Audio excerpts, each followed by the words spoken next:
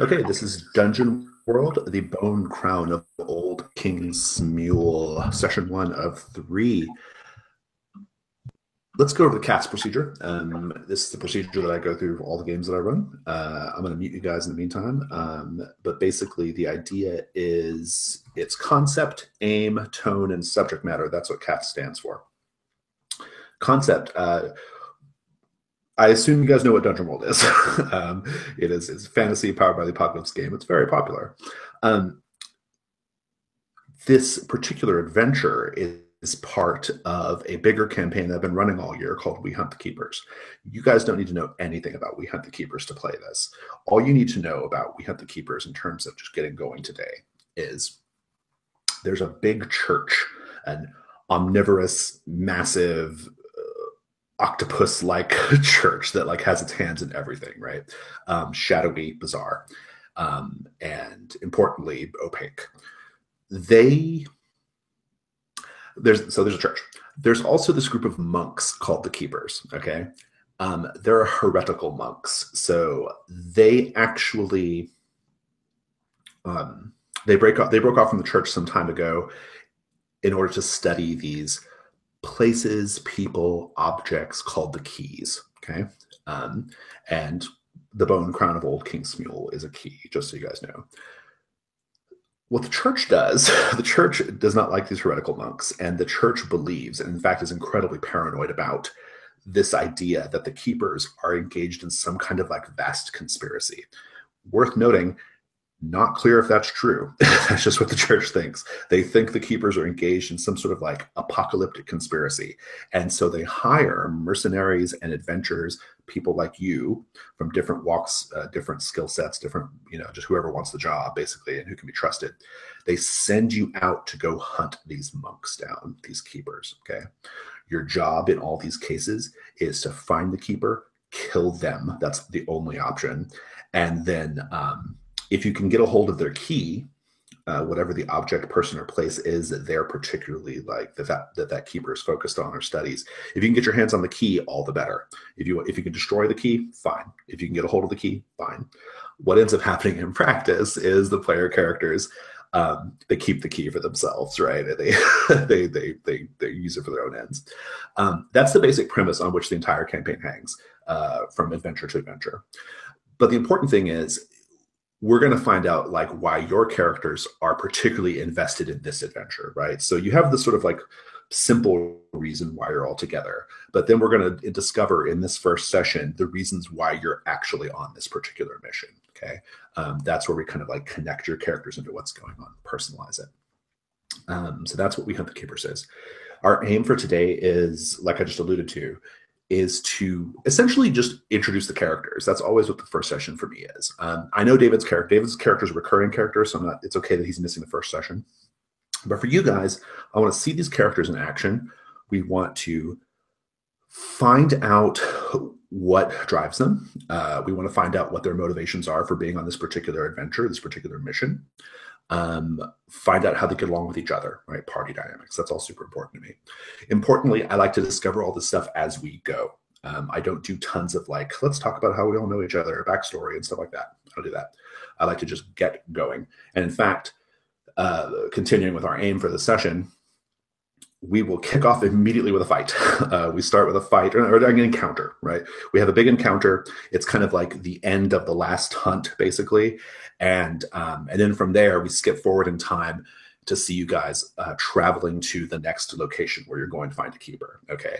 And I suspect by the end of the session, we will get that first encounter done. We'll get the journey to the main adventure done, and then probably a little bit of the Bone Crown of Old King Smule adventure. But the bulk of the Bone Crown of Old King Smule will take place tomorrow and Sunday, okay? This is mostly the getting to know you, let's see these characters in action session. The tone of the game is dark. I run a really dark Dungeon World game. I like gross things. I like dark things. I like gallows humor. So I'm into humor as long as it's like not like absurdist or, like Gonzo or whatever. Like funny is good. Like Gonzo funny is not appropriate for this. Subject matter wise, I don't foresee anything that crosses my personal boundaries happening, like in games. I don't want any kind of sexual assault. That is always off the table. I don't also love cruelty to animals and children either. I'm okay with like the after effects of those things, but I don't like to see it on screen. Do any of the three of you have any like hard line things that you don't want to see happen that would make you like uncomfortable in an unfun way that you want to get out on the table right now? Okay. If something comes up that you didn't think about, we will have the X card on the table. The way that works in this online context is you just say X card, or you do this, or you can type it in the chat. And I think the die roller has an X card too, but lots of ways to do your X card. If you feel the need to throw the X card is just a thing happened that I'm not comfortable with, or that, you know, it can be something simple, right? Like, oh, I'm arachnophobic. I don't love spiders. So, hey, I want to X card this, like, these spiders crawling out of the, you know, this pit or whatever, right? That's fine. Importantly, if you want to X card something, it's cool. I'm not going to be judgmental about it. That's just the way it is. And if you do something that gets X carded, like, don't like, it's not it's just a thing that happens. Like, we give it and receive it without judgment, right? Like, we just fix it and then move on. No big deal. I don't think it's gonna be a problem though. So before we move on to character introductions, do you guys have any questions about the cats stuff?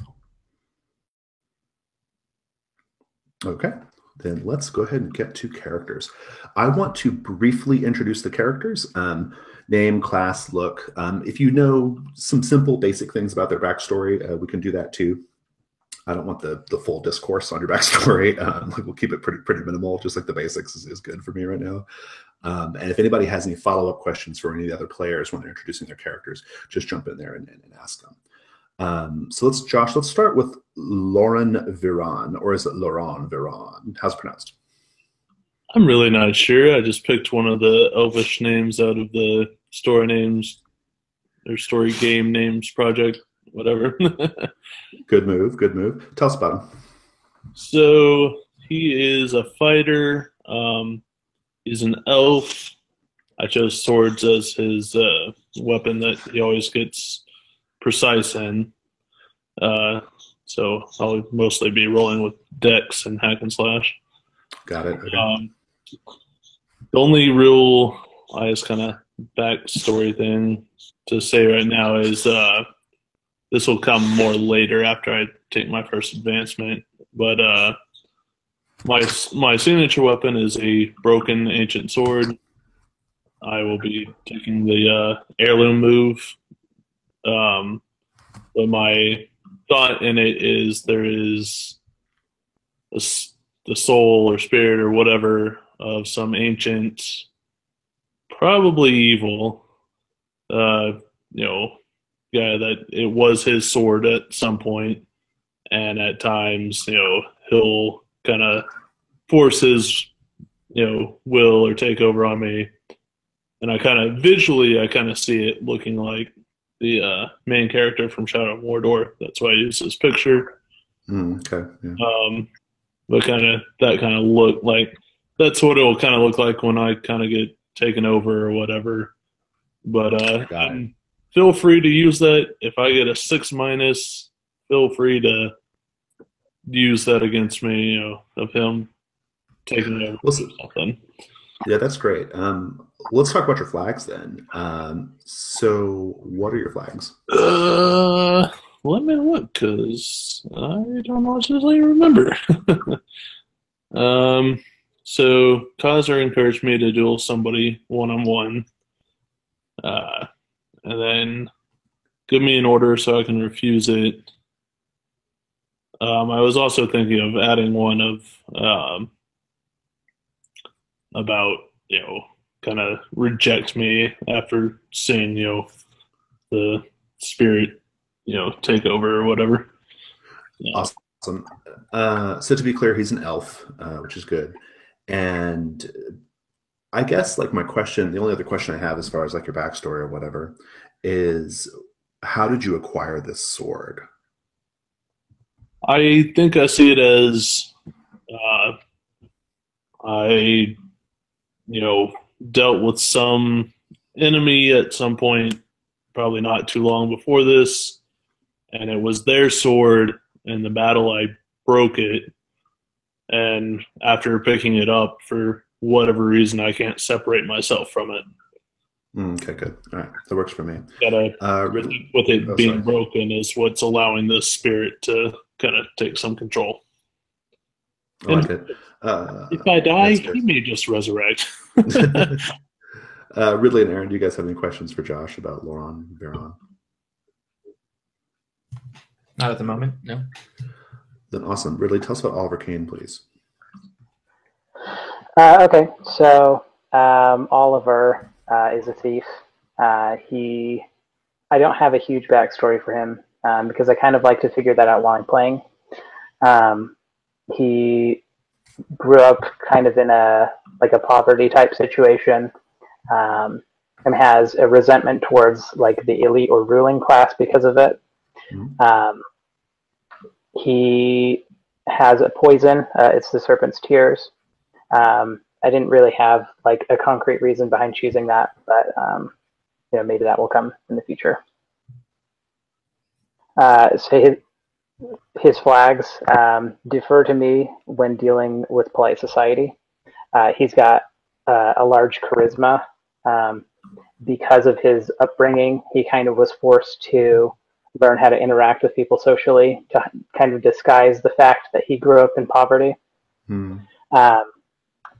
And ask me for help covering up a crime you've committed.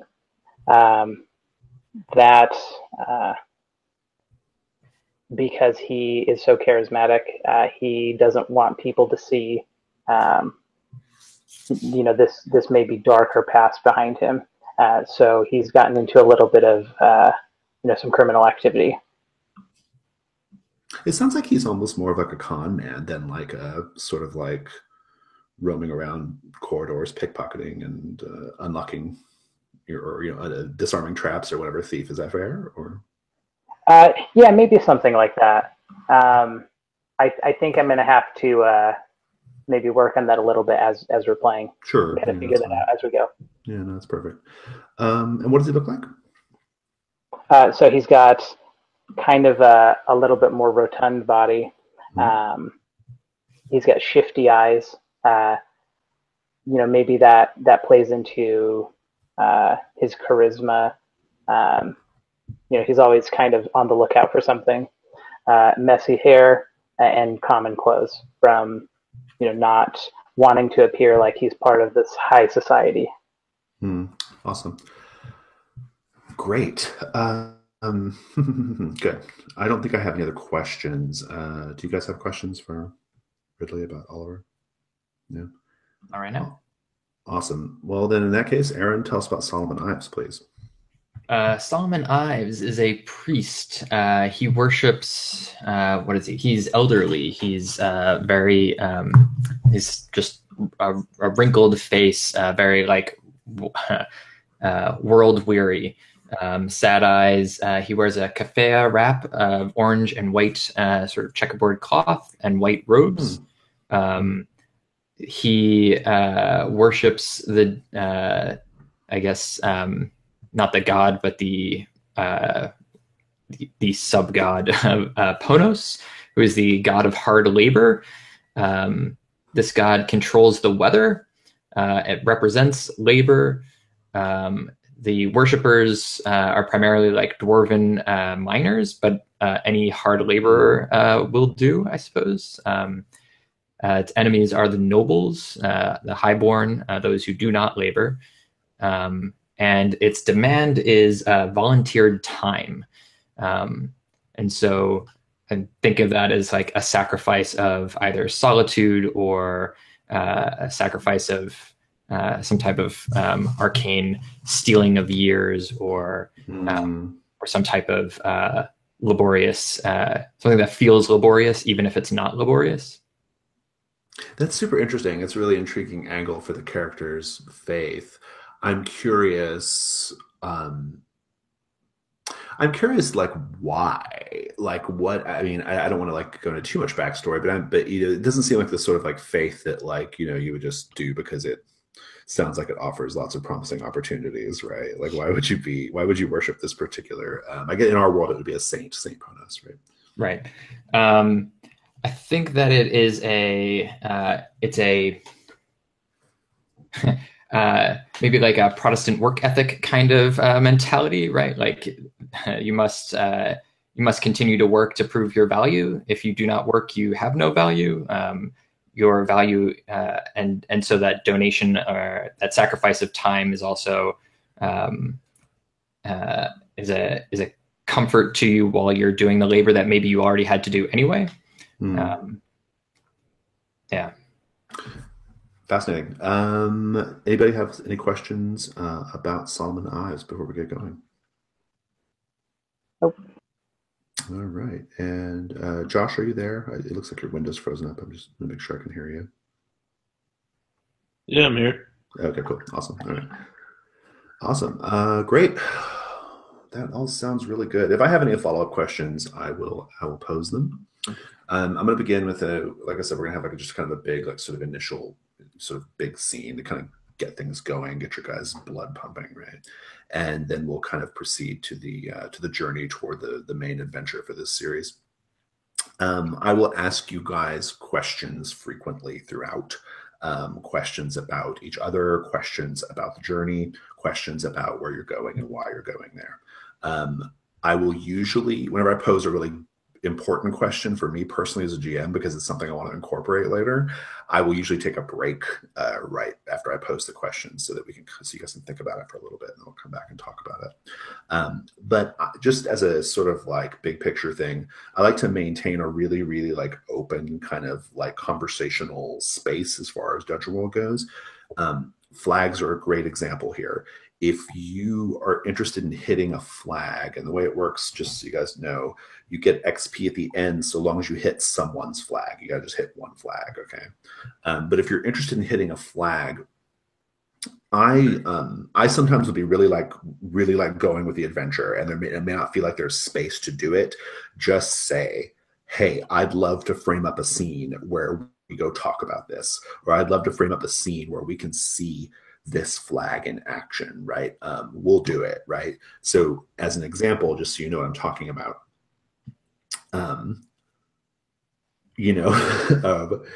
like ask me for help covering up a crime that you have committed. Maybe you didn't even commit a crime yet in the game, but maybe you want to hit that. So what we might do is we'll say, hey, well, you guys are in the village now, so let's just set it up to where you can do that. And then we'll have the aftermath where like you ask the thief to help you cover it up, right? That's the important part, right? So I'm pretty open about that. Like there's always going to be this sort of like through line of the adventure, but if you want any particular kind of scene to like see your character in action a certain way or to hit a flag, just say so and we'll do it, okay? Or we'll find a place to do it. Awesome. And then what were your flags, Solomon? Sorry, I realized we didn't get to read them off before we left you. Offer me an easier solution that I must refuse on principle, and harm or threaten to harm an enemy that I can step in and care or show compassion for. That's great. We'll have plenty of chances to hit that. Okay, so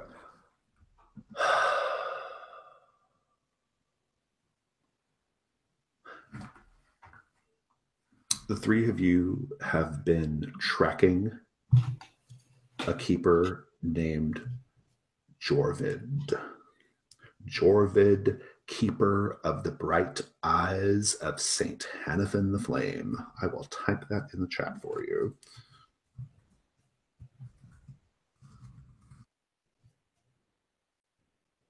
And paste. That'll be faster. It's a very long keeper name.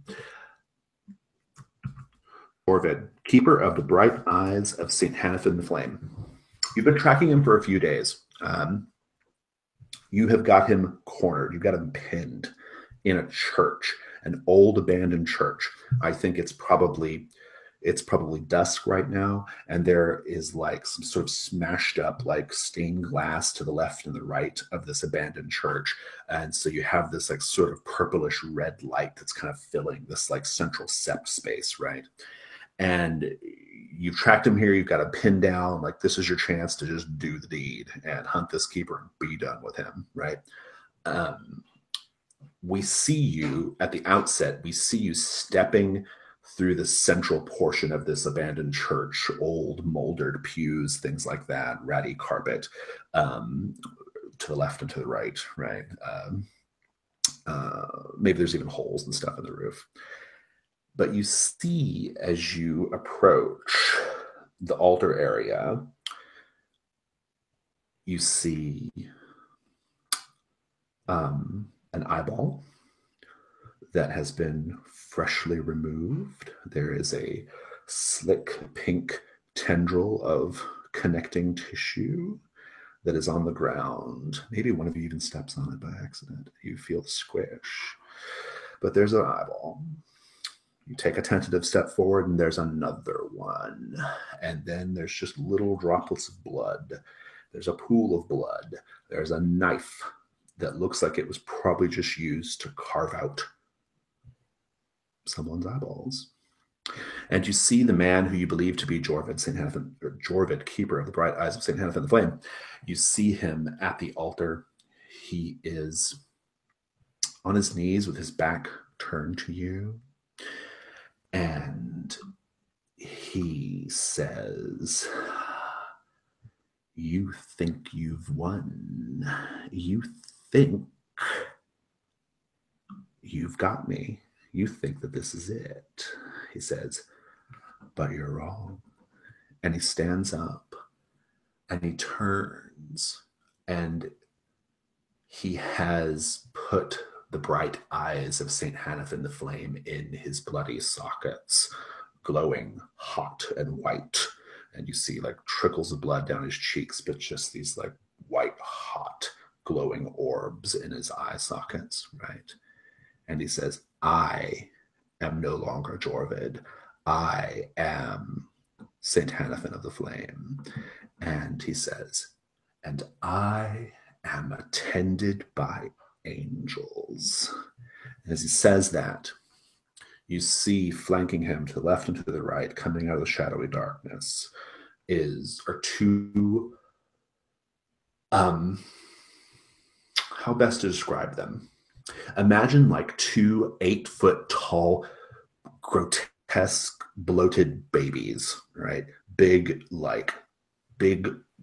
bloated babies, with just flesh hanging down, short, stubby tree stump legs, but with little masks, little gold masks, like little angel masks, little cherub masks, right? Like childlike, mirthful. The one on the left, as you face them, has a great big gold hammer. The one on the right, as you face them, has a big effing gold sword. And they basically just interpose themselves between you and Jorvid, who now claims to be St. Hanifin of the Flame.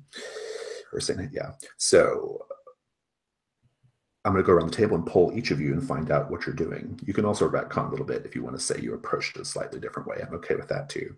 But let's kick off with, I always like to poll the thief first on things like this. Oliver, where do we find you at the outset here? What are you doing? Well, seeing these two large kind of guardians maybe makes me a little bit nervous. I think what I might like to do is find my way behind them and, you know, kind of go in for like a kind of a stealthy or like backstab kind of attack. Because I don't really have the strength to, you know, chop through 100 pounds of flesh. Right, yeah.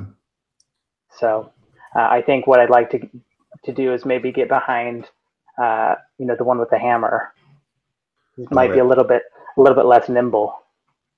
I'm going to put a die roller app, a link to it in the thing here. If you have dice in front of you, you can just roll dice too. I'm okay with that. But if you want to use the die roller app, here it is. Go ahead and just give me a defy danger dexterity to sneak behind him. While you're doing that, I'm going to move on to find out what the next person is doing. Lauren, what are you doing at the outset here?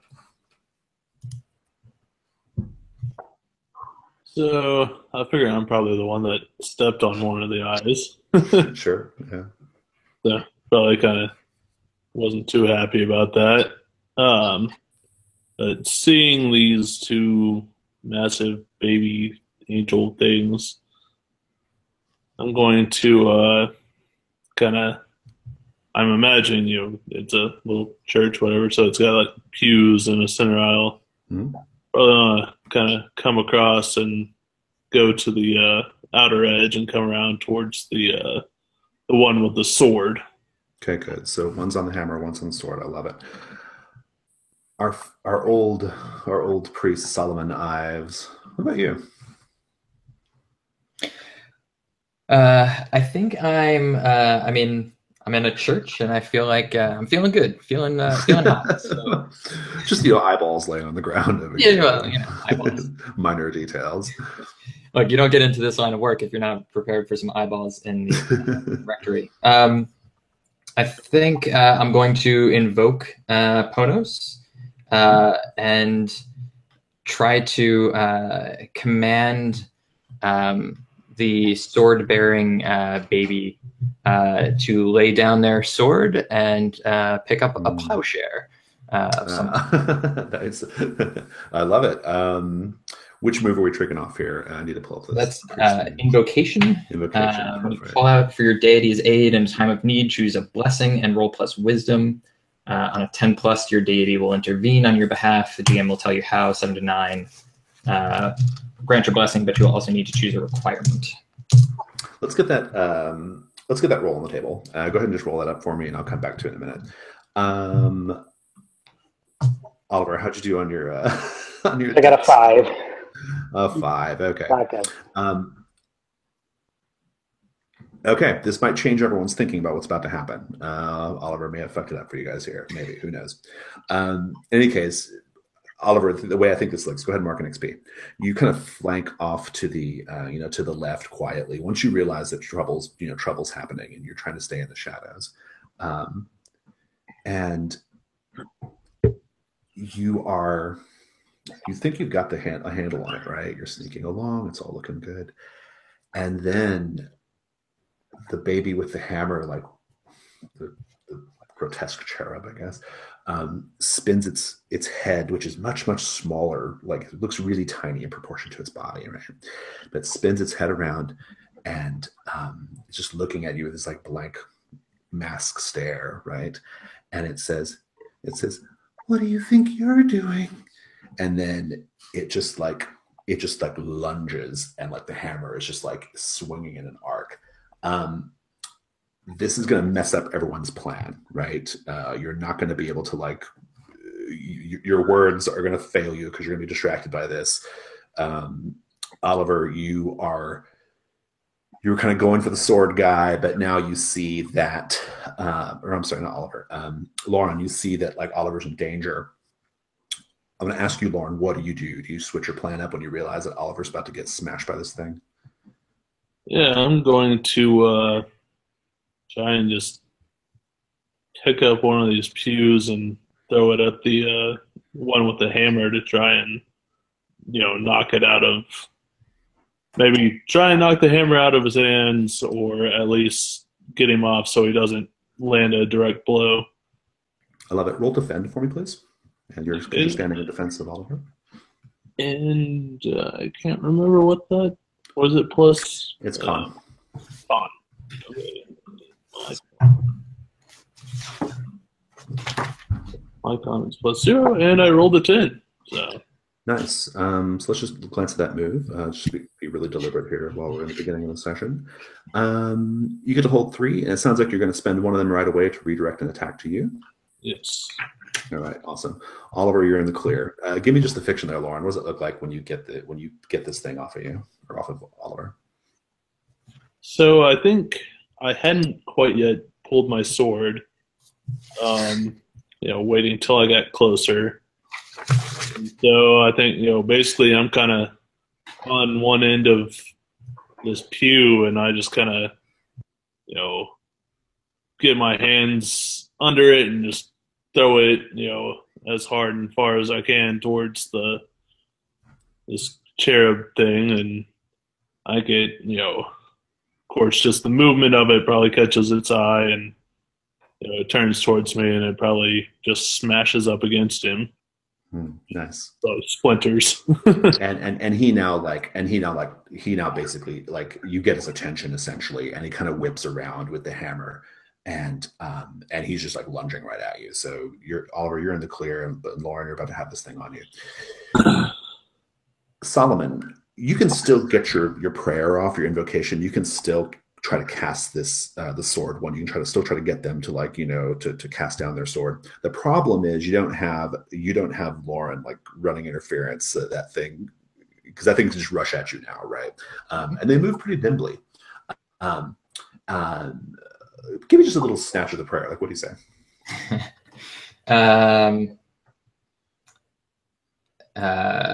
Ponos commands us to not to take up arms against one another, but to take up arms against the world, to take up arms against that which needs to be cultivated, that which needs to be built, that which needs to be inspired by human hands or by sentient hands. I command you, put down your sword, pick up a plowshare. And to be clear, you're saying this as the thing is like lumbering at you, right? It's like, I command you, and this thing is just like, it's just like almost like a cat. It's just like, whoo, whoo, whoo, right, really fast. I love it, but go ahead and roll it for me. Or if you rolled it, let me know how it went. I got an 8 plus, what is this? This is wisdom, and I am at, sorry, wisdom plus 1. So okay, so put you at a 9. Let's take a look at the priest move real quickly. I've got it pulled up. I'm just going to read it off. This is mostly for people watching the video. When you call out for your deity's aid in a time of need, choose a blessing and roll plus wisdom. Your deity will intervene on your behalf. Actually, sorry. On a 7 to 9, your deity will grant you a blessing, but you will also need to choose a requirement. So choose a requirement and a blessing. What do we got here? So the blessing is in your invocation commands something your deity represents. Okay, I love it. Which is labor, and the requirement, I think the obvious one is the invocation is obvious and immediate drawing attention. But let's do maybe it's subtle, takes a while to manifest. Let's see here. I see. So you might get his attention, but like maybe not right away. Is that what we're saying here? Yeah. That could be a problem, but I'm into it. So you cast down your thing, and it stops in its tracks, right? And it kind of like looks at you, and again, it's got this like just blank stare, but like sweet, like gold, like cherubic mask on, right? And it looks at you, and it just says, words, holy words. What words are these? And then it's got the sword, and it like clearly like ready to strike, right? And but it's considering it, right? Like you've reached it, you've penetrated it, right? But we're on a knife's edge here, right? I think like you can see its little like slickened, thickened hand like gripping the hilt of this gold sword really tightly, like it's on a spring motion. Like anything could cause this thing to like flip and like smash into you, right? But you've got its attention. Give me just one more little thing that you do to like to get this thing's to like to fully get it to drop its sword and to like accept your prayer here, accept your words. I think I kiss my hand and I put it out to him. Nice. And that's good. We'll hold that thought for a minute. Lauren, this thing is lumbering at you with the thing. You just gonna hack and slash it or what? Yeah, I'm pulling my sword and going after him. Awesome. Give me a hack and slash. See how it goes. Okay, and like I said, since I have precise, I'll be rolling with dex. And that is a total of 8. Nice. You're just gonna trade blows if that's okay. Go ahead and roll your damage on it, and I will. And it does a D8 plus 5. It's pretty strong. Yeah. So I did 6, and I have +1 on my damage, so that's 7. Okay, awesome. And you said D8 plus Plus 1? 5. Mhm. +5. Woo! Just a little bit. 7 plus 5, that'll give me a 12. Okay, and you can spend one of your holds as well. Don't forget on your defense. Yeah, to have I'm that. probably on half that. Just tell me what it looks like. Like, how do you like when you hit it? It hits you. Was this, just give us a little melee. Also, I do have. I can get back to it. My blade has 2 piercing. Okay, good. Good. Yeah, perfect. Yeah. Does it have messy or forceful by chance? No. Okay. All right. Which just show me. Give me the skirmish. What does that look like on screen? It is a rather large sword, but Right. what's left of it is still rather large, but it does not have messy or forceful. So I think it's kind of like I think I'm a little bit faster with my swing, so I kind of cut across it, and like the broken edges, they're very sharp, and so they kind of rip into it a bit. And as it comes across him, it probably doesn't get as deep as I had hoped. But and he brings his hammer down, and I'm able to kind of hit his hammer. It still ends up hitting me, but I, nudged it from getting like a direct blow.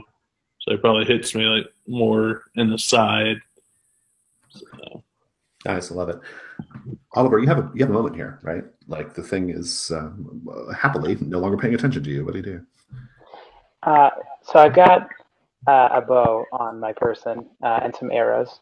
I think it would be good to take advantage of this kind of lapse in attention to maybe apply some of this poison to an arrow and fire it off.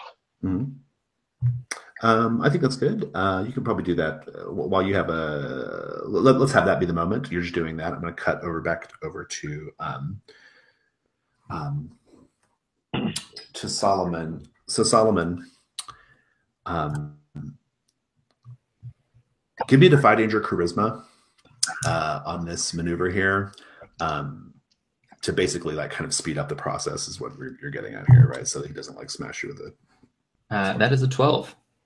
Nice. I'm going to take the fiction there if you don't mind. Please. You put your hand forward and you touch him, right? What does his hand feel like? Based off what I've described of them so far, how do you think his hand feels? Everybody's favorite word, moist. Moist. Good. A moist hand. I love it. Yeah. Awesome. And also loose. Sorry, like loose. It's the skin is loose on this body. Oh, okay, good. Yeah, that's good. And he does that. You do that. And he touches your hand, and he's just like you're staring into these eyes, right? Like there's like the mask has like little cutouts where the eyes would be, right? But like you look past it, and previously it looked like it was just emptiness, right? Like it was this like a hull, like just a void, right? And what I want to know is, now that you've reached him, now that Ponos has like touched him in this way, when you look at his eyes now, like how do you feel and what do you see? You can think about it for a minute if you want. Yeah, give me a second. Let me cut back over to Laurent. Laurent, you are there. I think this is a situation. You get in, you do your thing. He does his thing. You had a bit of an advantage with the pew thing now, but now that he's kind of on his like now he's kind of like closed the gap with you a little bit and is focused on you. He's got reach on you, right? Because of the hammer and his size, like puts a little bit. He can kind of keep you at a bit of a distance. What will you try to do to get inside of this hammer? So I'm thinking there's some significance with his mask, and so I'm going to essentially try and jump on one of the pews and jump off of it to kind of get above him and come down and try and shatter his mask with my sword. Give me a defy danger with dexterity. All right. Of course, it doesn't want to open back up. That is 7, 8, 9. 9. That's good.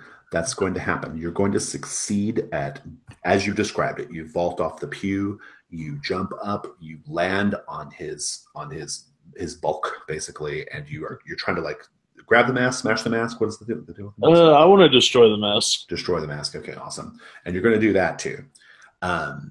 Here's the thing: as soon as you shatter the mask, there's like this sound. It's like a sucking whale. All right, like you smash the mask, and it's just kind of like, right, and you do that, and like I think you see something, like you see it, what you see, and only you can see it right now. Just strikes you with like terror, and like you kind of like crumple and fall like on your butt, right? At what you see behind the mask, right? Oliver, Laurent is like, he's seen something, he's white as a sheet. You hear this terrible noise, you got your arrow knocked. What do you do? Well, I'm going to let it loose. Go for it, volley. So that is 13. Nice. Roll your damage. The damage might take him out. The poison may not matter. So go ahead and roll your damage. So I got 7. Perfect. This kills him. Just give me the scene. What does it look like when you or describe your shot? I'll describe what it looks like when he actually is dead. But so I think what I'd like to aim for is, because this creature is pretty massive, but as all massive creatures have, it's got a neck and a head. I think I'd like to go for like the base of the neck. And I think that letting loose this arrow, it finds its target easily. Nice. And basically, like, you hit it and you're there on the ground, Laurent, and like you've seen something. It's horrifying, whatever it is. And you see the thing like seize up and its body kind of quivers because its life is like, shaking out of it, right? And it just like falls, it tumbles like a tree, right? Like it's just like gonna like fall on you. But then it kind of just like is gone, right? Like it just disappears like that. Meanwhile, Solomon, what do you see now when you look behind the mask, now that the creature is converted to you, so to speak? I see a creature that is laboring under false interpretations, something that has been twisted by Saint Hannafin or Jorvid, whoever. Right, yeah, probably more Jorvid, but yeah. So I think I see this not as an evil thing, but as something not essentially evil, but something that has been twisted into something evil and made hideous as a result of this. And he sets the sword down and and basically like kind of like weirdly baby like kind of sits sits down on the ground, like kind of cross-legged, but like in a way that like it's a little awkward. Like his like short like stub legs can't really, like the feet can't touch when he tries to sit cross-legged, right?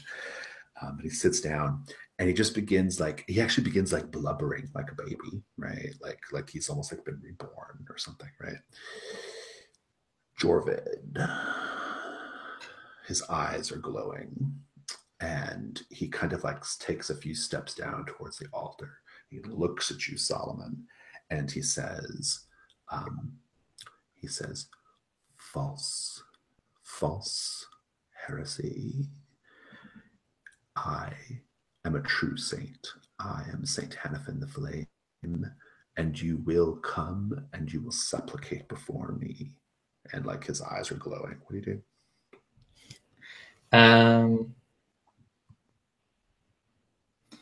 I think I'm still caring for this now seated child. I think I'm humming slightly to myself or slightly to the child. Should note, sitting down, he's still like 6 feet tall, right? Yeah. just for this visual for the he's not. Yeah, exactly right. Yeah. So I think that as Jorvid starts speaking, I think I I pick up the volume of my humming to drown him out, and also to sort of mitigate the effect of his voice. If his voice has some magical effect, to mitigate that effect on Lauren and Oliver, to sort of like distract. No, I think that's great. You're doing that. You're saying that. I think I'm going to go with who would be able to see it best. I'm going to say Lauren. You can see this best because of where everybody's relative position. You can see that Jorvin's eyes, the glowing eyes, the bright eyes, they're starting to like not pulse, but like they're starting to the light is clearly starting to grow, right? Like there's an expansion of the light. The light is growing. It feels like he's winding up for something, right? You've basically got a brief moment to react. What do you do? So I don't like the idea of him looking at me at all with those eyes, and especially not looking into my own eyes. So I wanted to once again pick up a pew, but this time like carrying it, rush forward towards him, kind of with my blade kind of positioned behind it, so I can pierce through it once I reach him. Oh, I like that. That's pretty good. Let's do Defy Danger with Strength. Okay.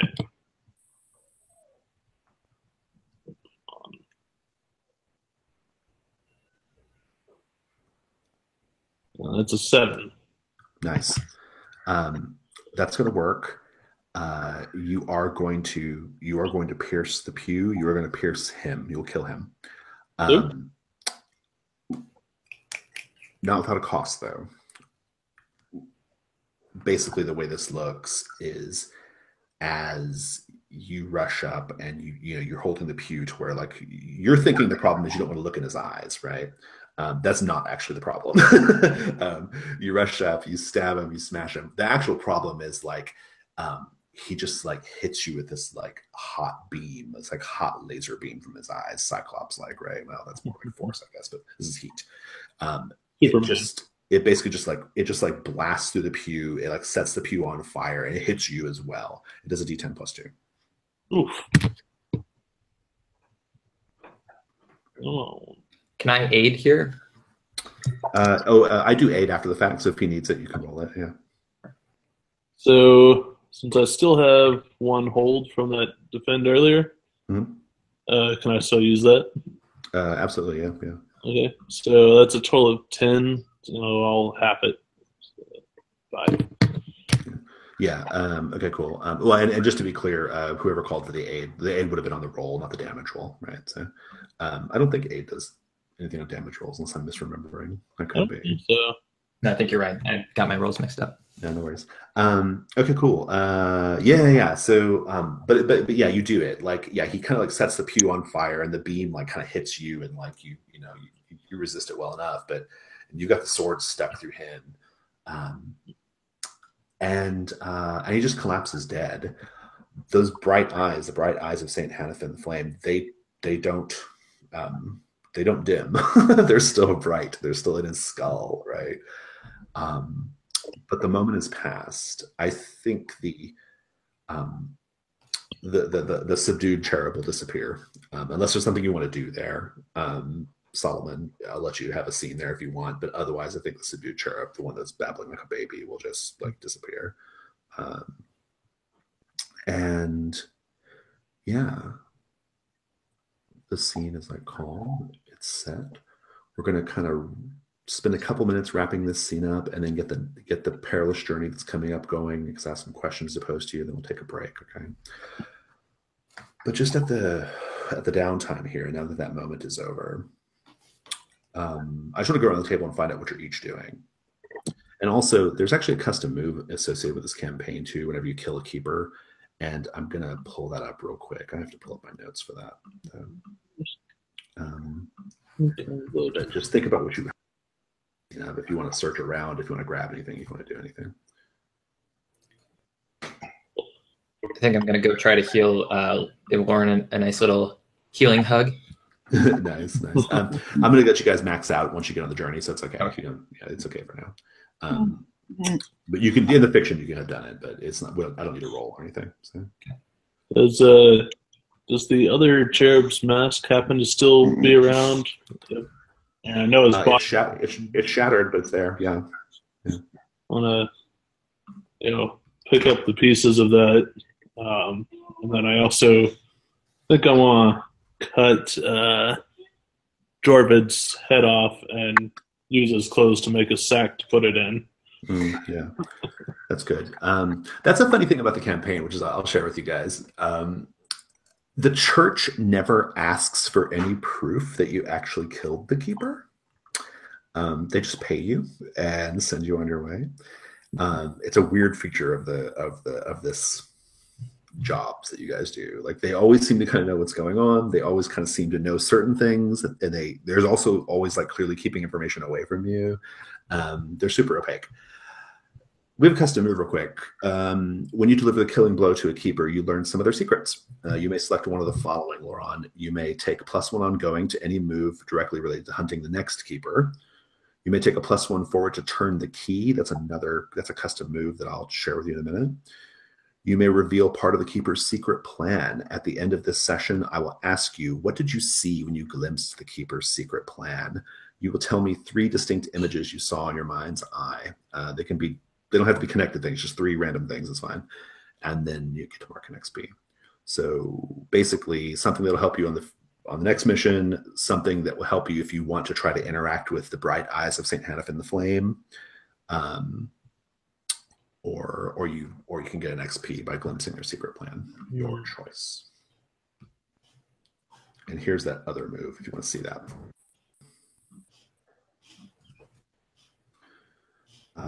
Key. When you spend some time caressing, studying, or otherwise bonding with a key, roll +Wisdom. You hold either 1 or 2, and basically you can spend it to invoke the power of the key in a certain way. So yeah, what do you think? Oh, no. You can think about it for a minute. Oliver, at the end here, what are you going to be doing? Anything you want to do this scene? Well, I think what I want to do is kind of search the perimeter and make sure there's nothing else kind of hidden in the shadows. Yeah, I love it. Give me discern realities. It's +Wisdom. So I got something. Here's my sheet. So just 6. Okay. Do you want to try to get aid from Brother Solomon? Solomon, would you be helping search around? You can if you wish. It's up to you. Yeah, I think I envision myself after this battle, cleaning up, trying to set the pews back up, and okay, yeah. Clean up. So you'd be looking around just as a. I'll be looking around too. Yeah, you can roll +Wisdom as well to aid, since we don't do bonds. That is, you said plus charisma. Wisdom. Wisdom. That's a 7. Okay, that bumps you up to a 7. Then Oliver, you get 1 question. What do you want to know?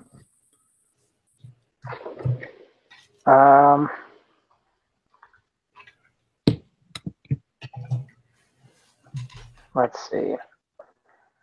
What should I be on the lookout for? Churches like this, you know that churches like this used to keep, they would always have sort of in case of emergency break glass sort of things. In this case, they usually would keep a locked box of money and other things that the church might need in a bind, in an emergency, right? As a sort of rainy day thing, right? Who knows if it's still around. If you want to follow up on that, they'll give you +1 on the DR there.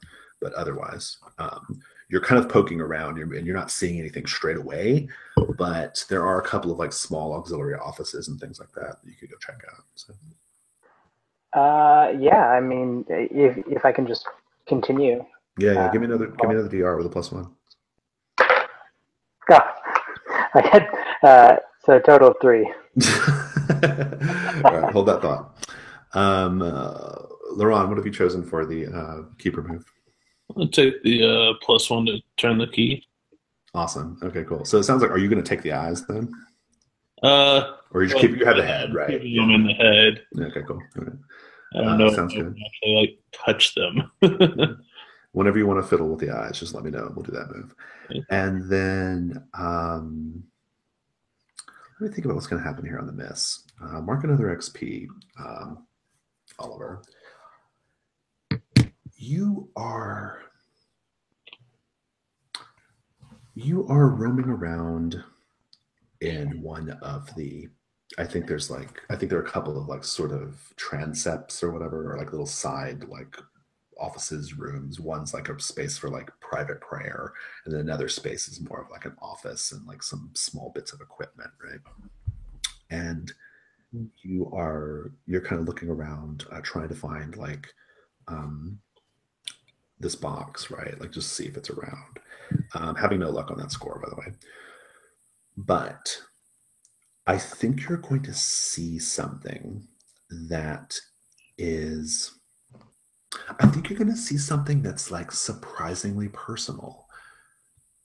You might even find some kind of like correspondence with the priest who used to run this church. And maybe that correspondence is even like from your family or something, right? We'll talk about it, but keep that in your mind. It's a letter. Keep it in your pocket, and we'll talk about that. Just something to hold on to for now. But I think I'd like to have a chance to like kind of explore a little bit about like, because you have like this resentment of your family, it sounds like, or your past, right? Yeah. Think about what that letter might say, and then we'll talk about it whenever you're ready. Otherwise, though, I think this scene is probably pretty good. So we will now kind of fast forward in time. In the interim, before you go on the next hunt, you will have had some time to like prepare. I'm going to give you guys the benefit of the preparation move. You get to like mark 3 preparation each, and a preparation gives you a bonus on a roll. You can spend it on any roll after the roll. But the way, and there's a space on your sheet there to mark it. But basically, whenever you do it, I do it a little bit like kind of Blades in the Dark style. Like we kind of flash back and you show me how you prepared for this moment, right? Like what you did during your preparation that's going to help you in this moment that you spend it. So you've had some time, right? A nebulous amount of time, and I'm also conspicuously not interested in what you guys did in the interim. Maybe we'll learn in flashback if we need to. But we're just going to find you straight away again, having received some information about another keeper. And you got paid for this last one too. We'll say you got paid like 100 coin each. Okay. One thing I think is going to be interesting to explore later on, might be a good flag opportunity. It's kind of in the vein of covering up a crime, but not a per se crime necessarily, but it's kind of in that vein, which is Laron, when pressed by the church contacts about what happened to the bright eyes, I assume you didn't just give it to them or tell them about it, right? So I think it might be like a good opportunity for you and Oliver to like have worked out a thing where you basically lied to the church, or you come up with some excuse for why you didn't get the eyes, right? You're muted, so I can quit you, But basically, I'm probably telling them that we destroyed him. That was the only way to stop him. Yeah, so there's nothing left, right? Yeah. Good. If you think you helped with that, Oliver, like if you think you helped with like this sort of like deception, I think that might be a great, I might ask you guys about it later. It could be a good flag opportunity. But here's what you know. There is a keep, and this is the main adventure now. There's a keep called the Blue Keep. It's a fairly well-known, famous castle. It's called the Blue Keep because it's masoned with this stone that, like, when the light hits it a certain way, in certain types of light, it looks blue. It's not, it's just kind of a gray. But in any case, it's a keep that's kind of like out in these lands, sort of like flat, temperate lands, and these lands are headed up by a family called Stout of Heart. And the head of that family is a lady, Lady Elaine Stout of Heart. I'll type that in the chat for you in a minute. Here's what the church is interested in. Lady Elaine's lands are being threatened presently by some kind of military force. The exact nature of the military force is unclear, but that's what's happening. And the church believes that there's a keeper named Morvo. I'll type that in here for you. They believe there's one of these heretical monks named Morvo living somewhere in those lands, either in a town or a village, right? And what's happening is, because there's this threatening military force moving in on these lands, people, basically the villages are emptying out into the keep, right, for safety, right? Like they're preparing for siege. So like the peasants and stuff are all moving into the keep. And so the church is viewing this as an opportunity, like Morvo is going to get kind of flushed out by this, right? Like they don't know where he's at exactly. And so the thinking is, if everybody's moving into the keep, there's a chance for him to reveal himself, right? Don't know what his key is, no idea. But in any case, Lady Stout of Heart has sent out word for mercenaries, adventurers, mostly mercenaries and soldiers, to help bolster her forces, right? And you are all going to the Blue Keep under this pretense, right, to help with this impending siege. What you're really going to do is try to find this keeper, Morvo, okay, who the church thinks may get flushed out by this threatening military force. We'll talk more about that later. I'm going to have some questions for you later on about the Blue Keep, your connection to it, if you have any, and why you might be particularly interested in this hunt, why you chose to go on this hunt. In the meantime, we're going to do the Undertake a Perilous Journey move. It's a good 5-day journey, I think, to the Blue Keep from wherever you set out from. And the Undertake a Perilous Journey move requires that we have a Trailblazer, a Scout, and a Quartermaster. I just need to know who wants to be which role, and I have some questions for you based off the roles that you choose. So they all roll Wisdom, and if you want to be the person who kind of fills in some of the geography or the history of the land, choose Trailblazer. If you want to be the player who basically presents the threat that you might run into on the journey, you want to be the Quartermaster. The Scout. And if you are interested in exploring party dynamics, you want to be the Quartermaster here, okay? I don't know. I mean, the Quartermaster could be the one making the danger.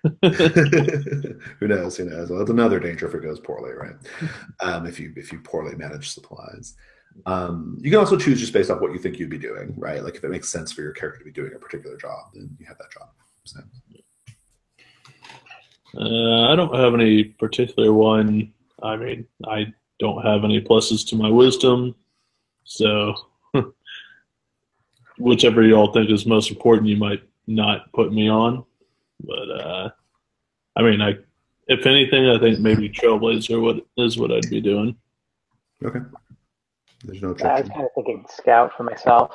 Perfect. So if you're okay with that, Solomon, that means you are the Quartermaster. Questions. I've got questions. For the Trailblazer, Laurent, I want to know, as you are navigating to the Blue Keep, you guys are going through wilderness here to get there fast, right?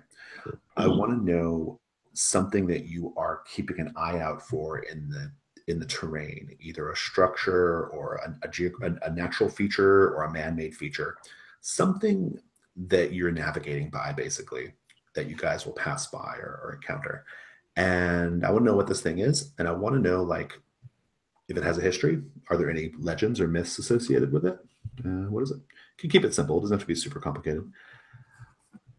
Oliver, the Scout, I want to know what you're most worried about running into on this journey. What terrifies you the most about these lands that you're traveling through? It can be a monster, it can be a group of people, it could be something more abstract. I'm okay with that. But basically, what are you worried about running into? And for Brother Solomon, you're the Quartermaster, which means you have chances to hand out food and supplies, and you kind of probably deal with camp, right?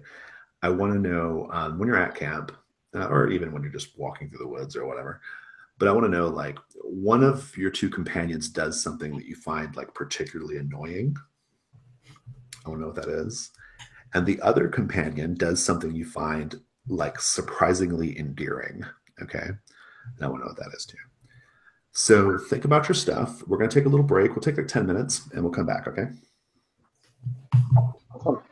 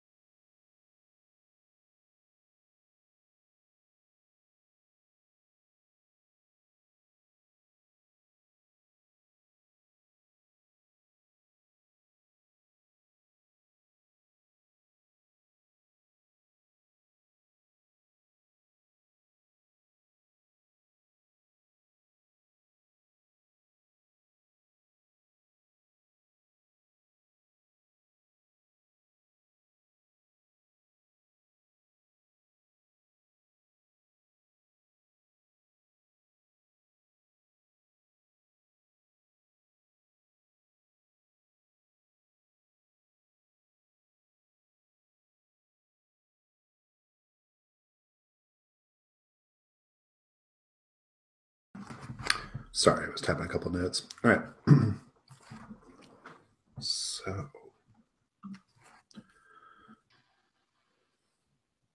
oh, I see someone asking, how do I get that bar under your video? Which bar are we referring to? I'm guessing he's talking about the lower third. Oh, Yeah. It's Josh. I saw Josh and Red Jason. Oh, yeah, you guys just go to Hangout Toolbox on the left. Just hover over to the left and click on that, and you'll see an option to do your lower third. It's the first thing that pops up. So Cool. you can change it to your character name or whatever.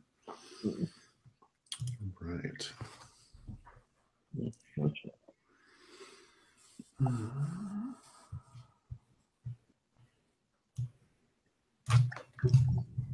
5-day journey from where you set out from. Again, purposely nebulous. You guys maybe don't even talk about it, right? You're just on your journey to the Blue Keep to find the Keeper. As you're traveling through these lands, Laron, tell me about our landmark. Tell me what you're navigating by.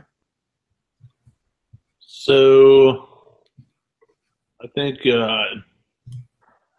there's, it's not like a huge mountain or anything, but there's a mountain that I'm kind of trying to get to there because I know it's kind of a midway point between here and the tower. And along the way, there's stones that are marked with the runes and stuff, kind of giving directions. Like, hey, you're still on the path. But the main thing is this mountain, it used to have a dwarven city. The mines have dried up, so they moved along. The part of the city that was outside is in horrible disrepair. But its main feature is that it has a colossal statue of the saint that Solomon worships.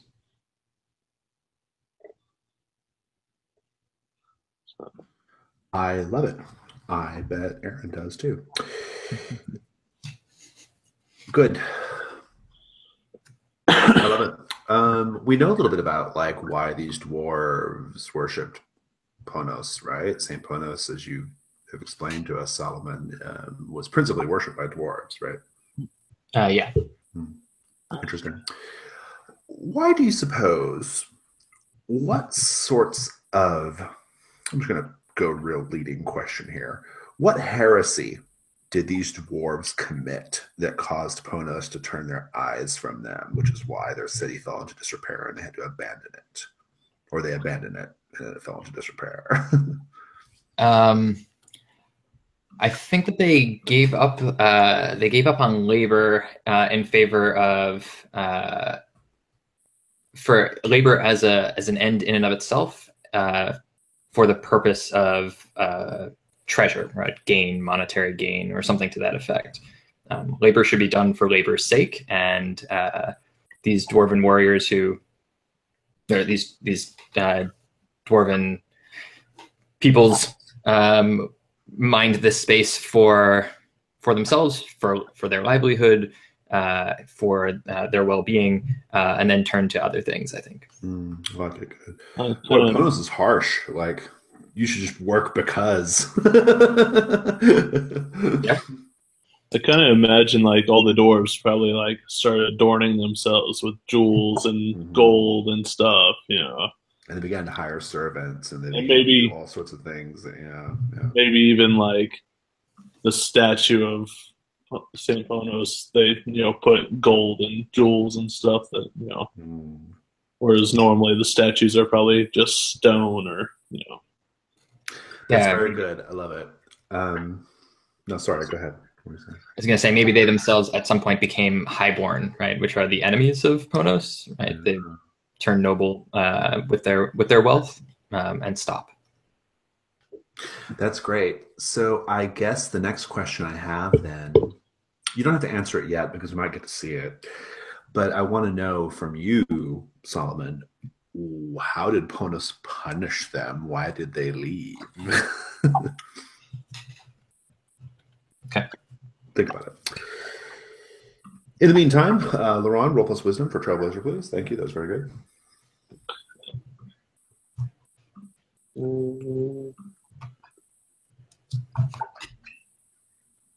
Oh, hey, look at that. 10. 10. Nice. Surprise. You're going to have a great time, and we'll talk about a little bit of that journey in a minute. Oliver, what are you most worried about running into in these lands? So something that I personally am the most worried about is running into very well-guarded wealth that's traveling, because it might be something in my nature to try and attack it or take it, even if it's obviously to my detriment. I love it. Roll plus wisdom. Oof. 5. All your dice are doing is betraying you today. At least you're getting XP, though. I also have some thoughts about that letter. Something I want to work on with that letter. I want to say it's more than just a letter. I want to say it was a packet of parchments. It was lots of writing. Okay, and I want to know. I'm interested in exploring like your family, right? I want to know like kind of where your motivations come from vis-a-vis your family. I want to know like, do you guys have a good relationship? Is it a bad relationship? Like what was the nature of it? What happened? But at the outset, I'm going to say that as you began reading these letters, and the thing that caught your attention is this packet of letters. The first one in the stack was addressed to you. Huh. No reason why that should be. You don't know that church from Adam, okay? Like before Right. You went there to kill a guy. But hold your. I've got something for your miss there in a minute. We'll get to it. Solid. Tell me. One of your companions does something you find particularly annoying. What is it?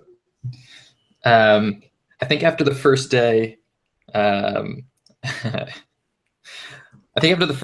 think that Oliver's scouting takes too long with little payoff. In other words, he's not laboring as hard as he should be. Like he's dawdling, taking routes that are indirect. Maybe. Yeah, that's what I'm thinking. Okay, I'll do it. It's just annoying. Like obviously, he's still doing the work. He's not actively working against the party, and I like how that fits with minimum, right? With what he was suggesting about like what he's specifically looking for. Okay. But it irks him. He's a grumpy old man. And that means I guess Laurent does something you find surprisingly endearing. What is it? I love his near worship of this well-worked sword. This tool that has been, while used for violence, is also it is still a tool that has still found purpose, has still been recycled and reused, not left fallow. Mm-hmm.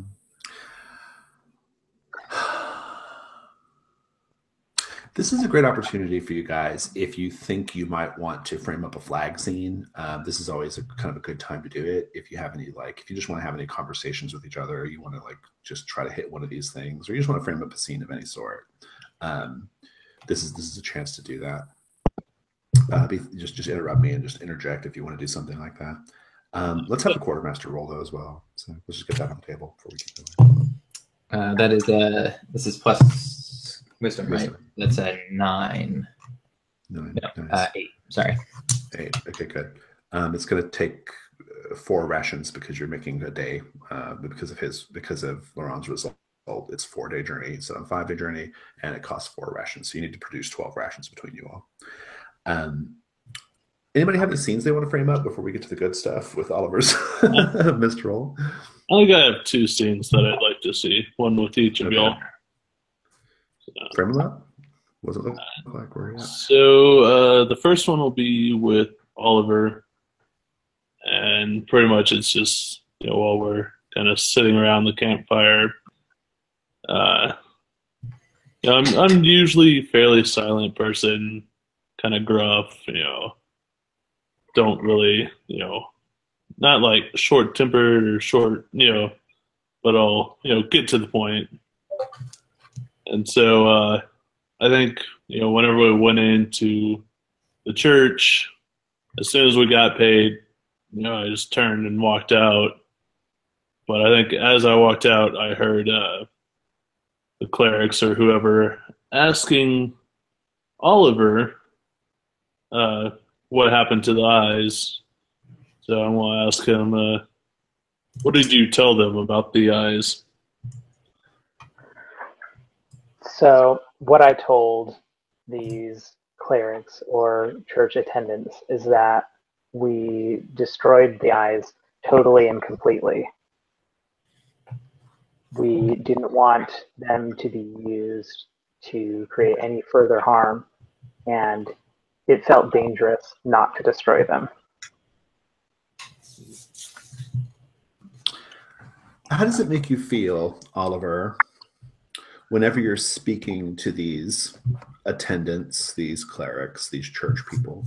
How does it make you feel, the fact that they always wear blank porcelain masks and never remove them? Well,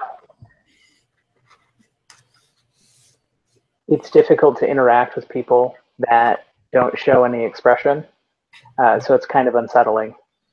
Does it make it tough to know whether your lies are working or not? I feel confident in myself that I can lie to the degree necessary, but maybe there's that little doubt in the back of my mind. What if they know? Interesting. Sorry, you guys can continue the scene. I just wanted to interject there for a sec. That was probably unwise overall for us to keep the eyes, but I see no reason to give it to the church. Thank you for covering for us, for me. I mean, what is the church going to use the eyes for? I think it would be irresponsible to give them to somebody we don't know. They're so opaque, so secretive. I certainly don't trust them. I trust the money. I don't know if I trust them. I care about.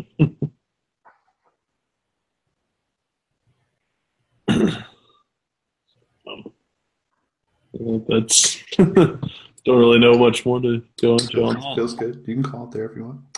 Solomon, if you want to get on it. Go ahead. Saying if you want to get in on the discussion about the eyes, I mean. Oh no, I think I'm just listening in. Yeah, you're good. Yeah. Thanks. My other scene is actually with Solomon. I actually want to bring up the eyes with you and ask for your help in taking a look at the eyes and maybe seeing what we might be able to do with them. Sounds like a great idea. You saw how it worked out for Jorvid. And my melted bit of chainmail on my chest. More interested in making sure we know how to use them so that if something happened with them that we're not going to get messed up. Sorry. But I'm kind of thinking this would be the turn the key move with you aiding me in that. If Yeah. the scene overall is just me and you kind of talking about it and looking at them, and perhaps your wisdom and powers or God, whatnot, can help Yeah, I'm wondering if is it possible here both to hit a flag and also sort of in character as well to think to order you to give me the eyes and you assist me. I would refuse to give them to you because I want to hold control. So yeah, I mean, because that's what mine is that I would refuse the order. So Sure. yeah. What does it look like? What do you say? Then this I want to is see that scene. Like, what yeah, do you say? yeah. What would you ask of me, sir? I'm holding that bag with the head in it, and I'm just like, I'm curious about the eyes. Although curiosity sometimes isn't the best when it comes to magical items such as this. But what would you and your god know about them or be able to determine? Yes. I too am curious. What do you intend to do with this? What do you intend to do with this information? I think it's about Lord too, just FYI. So. I intend to know enough about it so as to be able to, if something were to happen, we can deal with it better. I've seen you. We've fought together. You are an expert fighter. You wield your sword well. A key like these should not be kept in your hands. Hand them over to me, and I will tell you what I find out. Your feeble hands would probably lose them. And maybe why don't I continue to hold on to them? As you wish. Well, so it sounds like maybe you're on your own here then, Laurent, right? Perhaps. I mean, I'm curious about I'd like to. Unless he'd still help me with figuring it out. I want to push there a little bit because I feel like Brother Solomon, he might push back too, are you just cool with him fucking with these eyes? How do you really feel about it here? Perhaps we can come to some sort of compromise. Yeah, I think it's more like a recognition. I can't take on this this fighter, and that's not my intent here. I think I'm trying to test his will to see how far I can trust Lauren moving forward. And so I don't think I'm going to interfere because I also want to know, but it's going to be like I will now be a little bit more wary of how I dispense my aid moving forward, or how who I'm keeping an eye on moving forward. I guess what I'm getting are you worried something's going to happen if Laurent messes with these eyes? I mean, keys are you guys have a fairly limited knowledge of the various ones, I guess, but at the very least, they're things that the church believes should be destroyed, right? Or taken into their custody, and who knows what then. And you've also seen the terrible things that it did to Jorvik. So I'm just curious, what are you concerned might happen if you guys fuck with these things? I think maybe it's a question of learning about them versus use. I don't think I'd allow him to use them, but I do think I'd allow him to. I would help him with the studying power.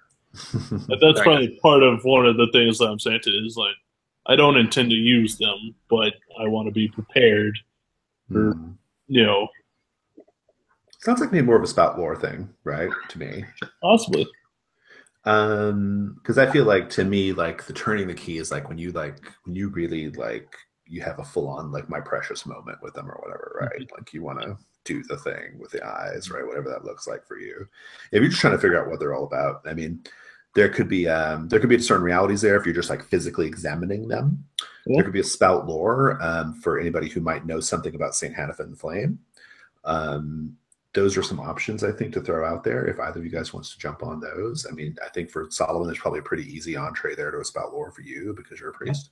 If you want to do that, you can fire it off. I'll spout lore. That's an 8 plus intelligence is a 9. A 9. Okay, cool.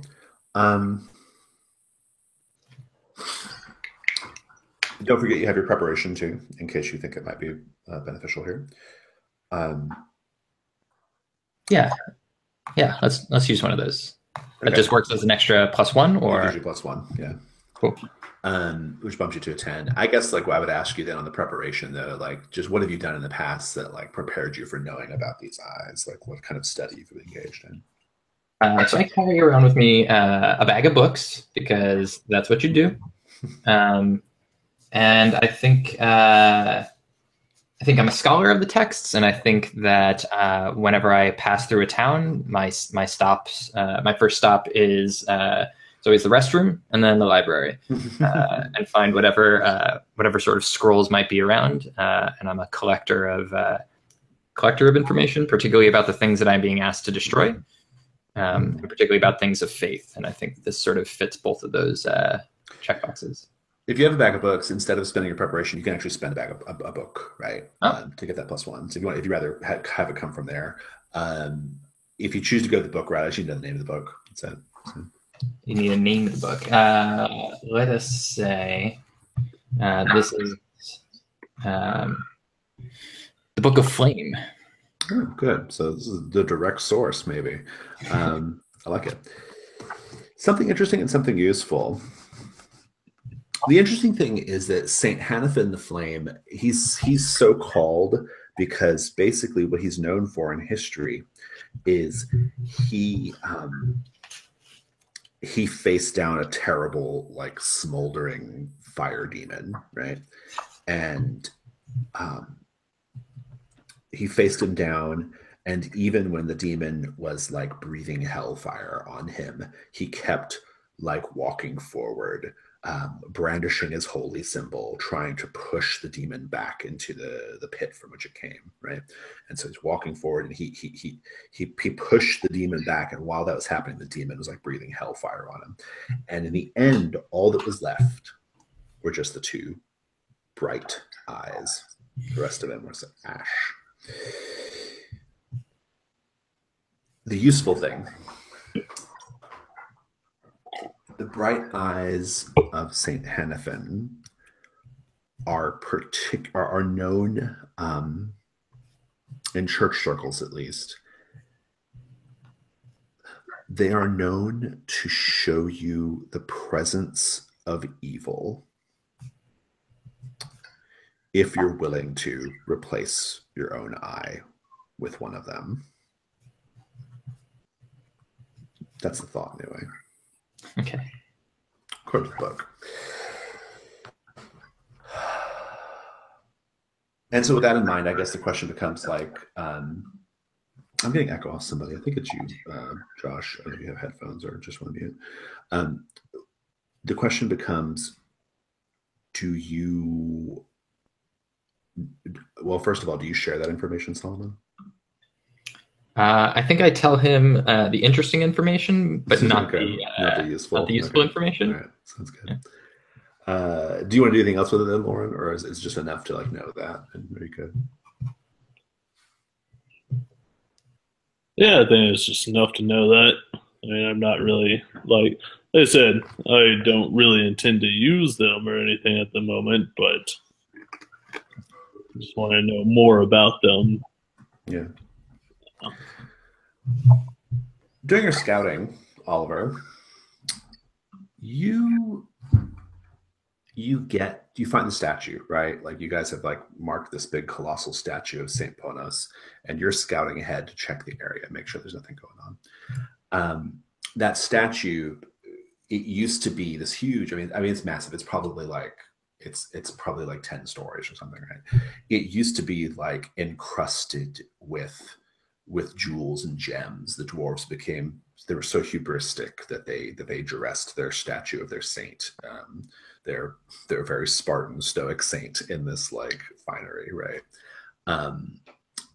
Over the years, that shit's been pried out or whatever, right? Like thieves have got their hands on it, and now it's just mostly got like the statue's just dimpled all over with where the jewels and stuff used to be. But a few paces away from well, maybe like say 50 or 60 paces away from the base of that colossal statue, there is the entrance into the interior of these dwarven halls. Okay, two large, grand iron doors, right? Grand iron doors, and all around as you approach those iron doors, there are like, there's like buildings that have fallen into ruin and disrepair, right? But the actual like heart of this dwarven clan when they lived here, to get inside this mountain, inside the hill, are these two iron doors. And you're alone, scouting ahead, checking things out. I want to ask Solomon now, what did St. Ponos do to cause these dwarves to abandon these mines? So Ponos is a benevolent laborer. And so first he turned their crops, trying to force them to, so what he controls is the weather. And so he turns the weather to reduce their crops so that they have to spend more time laboring in the fields, laboring for food, and not laboring and not doing, not sort of sitting on their wealth. And when they don't succeed in doing that, instead they choose to pack up their wealth and move. That was the end of that sentence.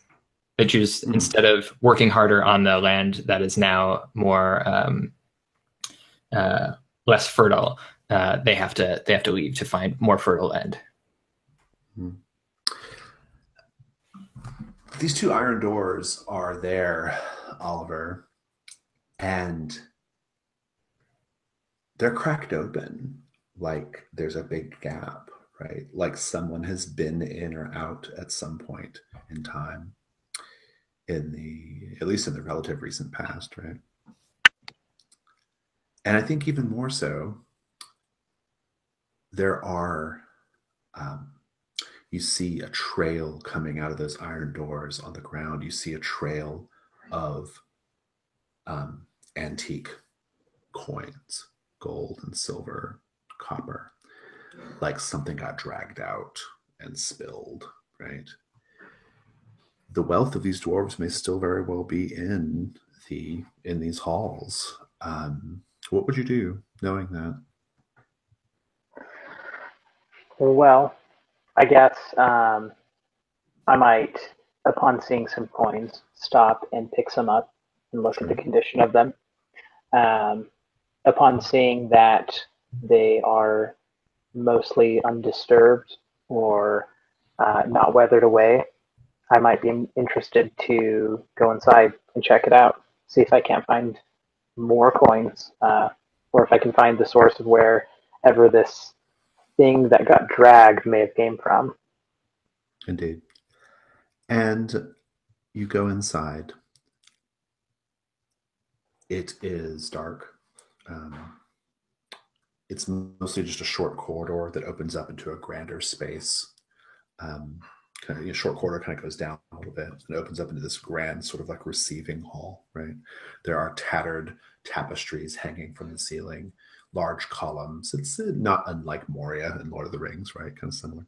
And not that big, but you're in this sort of like receiving hall, and this is my move, just so you know.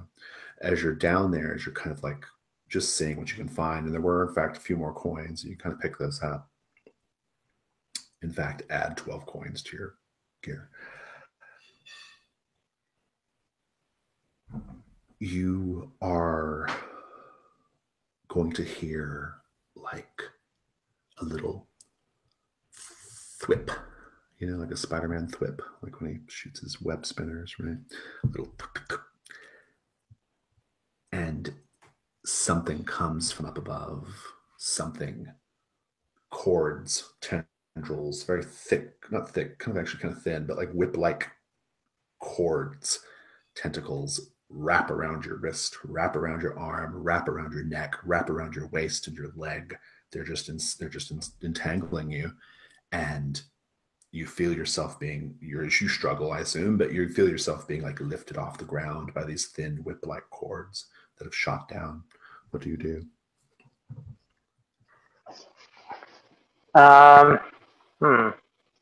Well, I guess depending on the strength of these cords, I'm going to do my best to try to thrash out of their grip.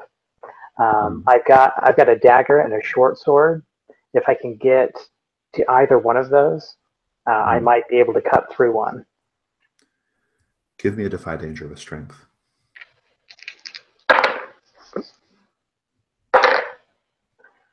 So we've got. Oh, there's a 7, but -1, so 6.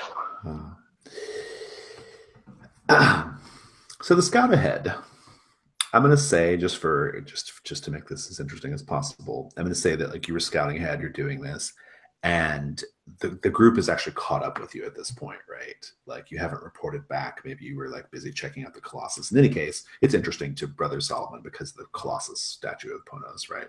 And so they're there. Outside. They don't necessarily know you've gone in, but and then they're probably wondering where you're at. But in any case, so they're not super close by, but they're around. I need to look up some stats real quick.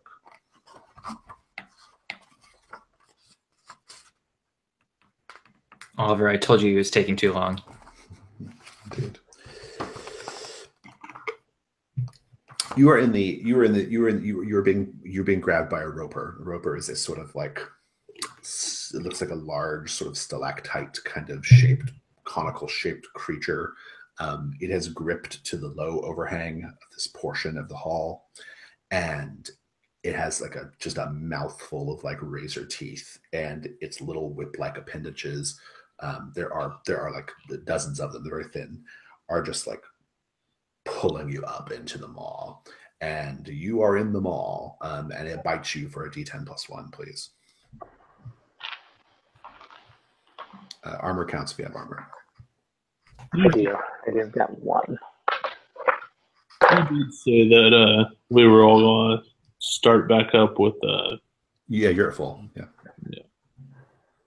Okay, so that's a 7, and then +1, and then I've got 1 armor, so that'd be just 7. Awesome. Pulls you in and just like gets a bit of your shoulder, a bit of your arm, and just like chomp. It's just trying to force you into its mouth and chew you up, right? What do you do? Well, something that I have on my person is some more poison. I think that it's not necessarily damaging, but it might have kind of an off-putting taste, something that might get it to drop me in any case. Awesome. Yeah, so I think maybe trying to go for the poison. I've got it in 3 small little bottles, just kind of smashing it into it. Give me a defy danger with intelligence for quick thinking. 7. It's going to work. It's going to drop you. You're going to hit the ground kind of hard, take some damage for hitting the ground. And also, I think it manages to snag something important with one of its tendrils, something you don't want it to have, as you get dropped. And you do. You fall. You crash down to the ground, take a d6.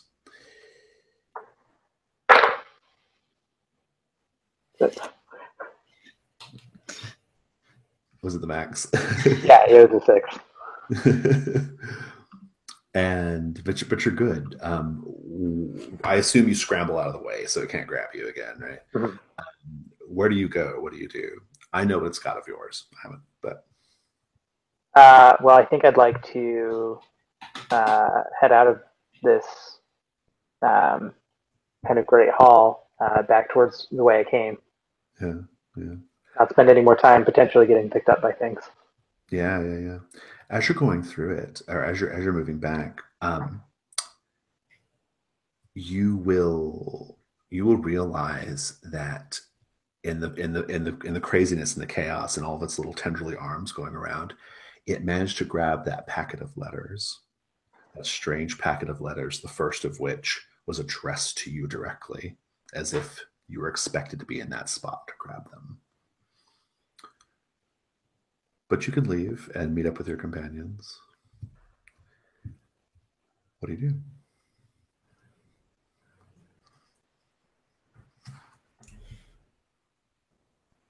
Well, the way I see it, I've got two options. I can either go back and try and retrieve the letters on my own, or I can maybe try and convince the rest of the party to check out this mine or check out this Great Hall. I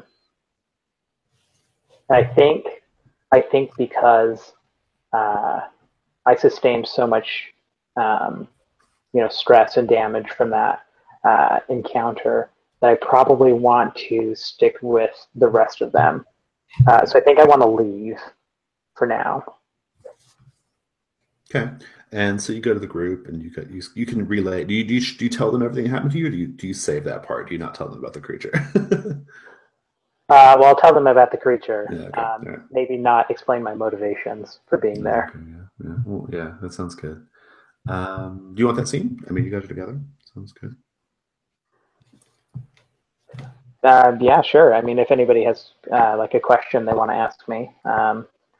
Otherwise, I think just explaining the situation to them is probably good. Okay.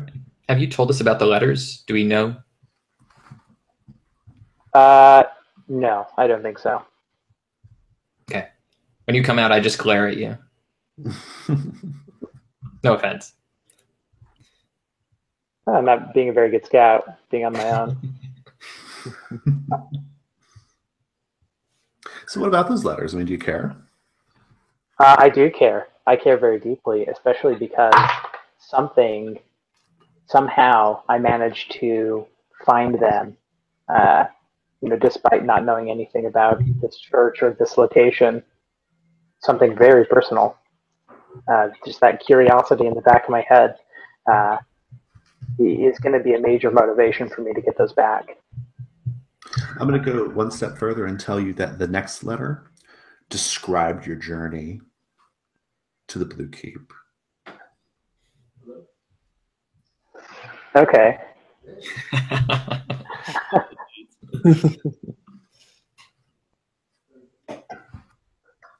Didn't mention this part, but left detail out. But yeah, generally knew this. Generally knew this. The lay of the land and where you were going to be going. I think with that in mind, I might push a little bit harder to take a look around this place. See if we can find anything useful from it. So what do you guys think when presented with that option?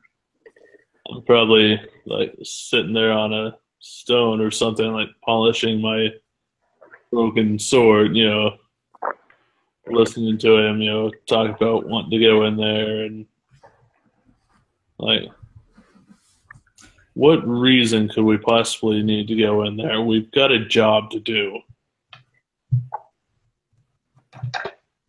Well, you can see, based on this statue, that these dwarves had some sort of piety, in some form or another. So maybe there might be something related to that might help us in our journey. I'm definitely praying at the foot of this statue. And listening to this and thinking and then I turn to Oliver and I say, you labor for the wrong reasons. This is not our mission. This is not our job. You go chase after trinkets. This is waste.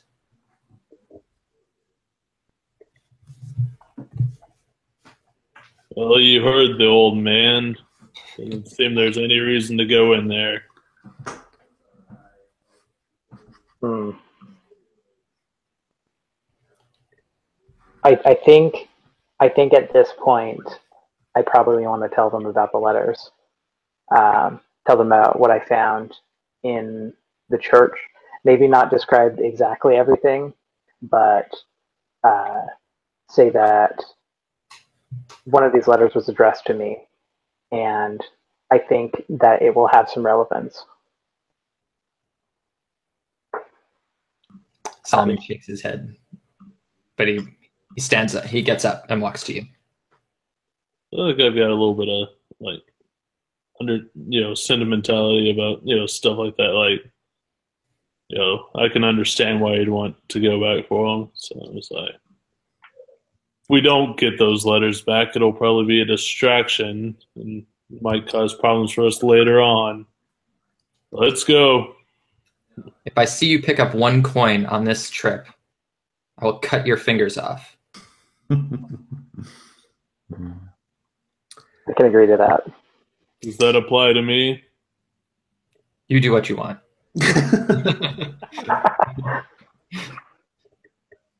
You can make your way to the threshold of the entryway, just past which is where the roper was situated, right?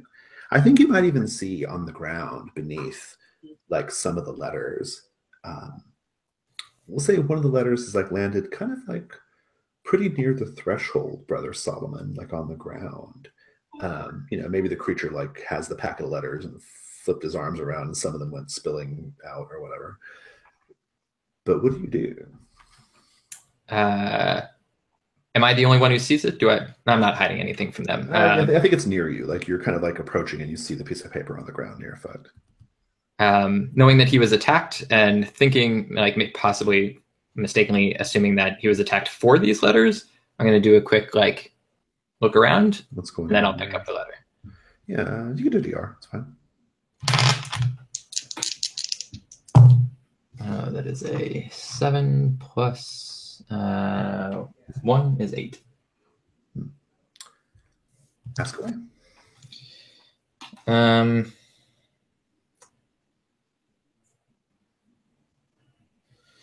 What should I be on the lookout for?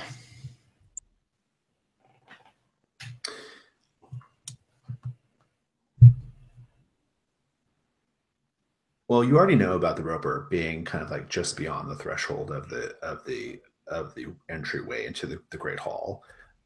There's like a low overhang that kind of opens up a little bit as you go further, but during the low overhang part, that's where the roper is, right? Probably up about maybe a good 20 feet high. You already know about that. That's no big deal. Vis-a-vis this letter on the ground near your foot, and knowing that's where the creature is, I will say that, like, you can totally safely grab the letter. That's no big deal. You don't need to worry about that at all.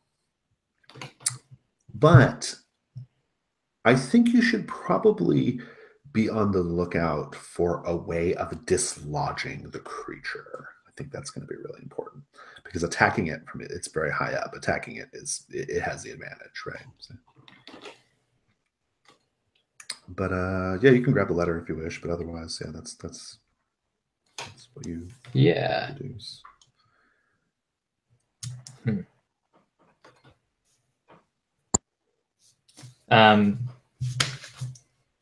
Is the so we all know where this roper is? Like, yeah. It's like maybe you step in like maybe 4 or 5 paces, and then it's like up above. So. Okay. So it's not very dark in there at that point. I mean, you probably have like enough ambient light coming in from the double doors to where you can kind of, your eyes adjust easily. A torch would be great though if you want to light one up. That's what I was saying, is I would pull one out of my adventuring gear. Yeah, go for it. Give you a better look at things for sure. But don't just toss it into the room, because there are letters on the ground. I would be holding it.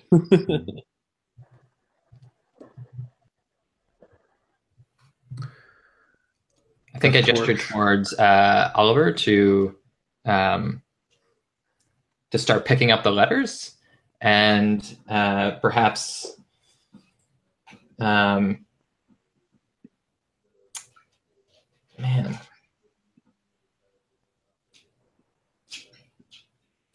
I gotta think more about that. Sorry. Sure.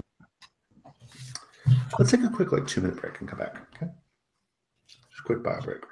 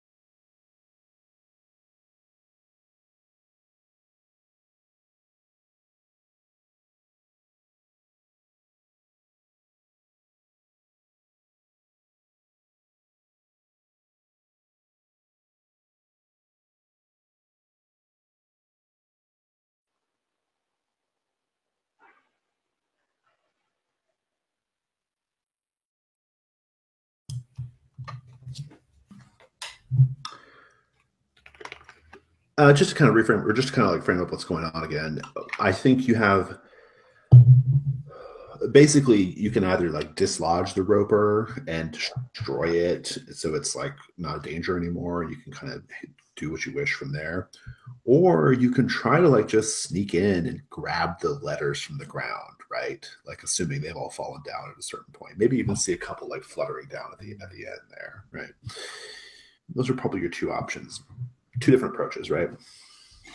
So I think I think I'm gonna do something more aggressively weird, maybe.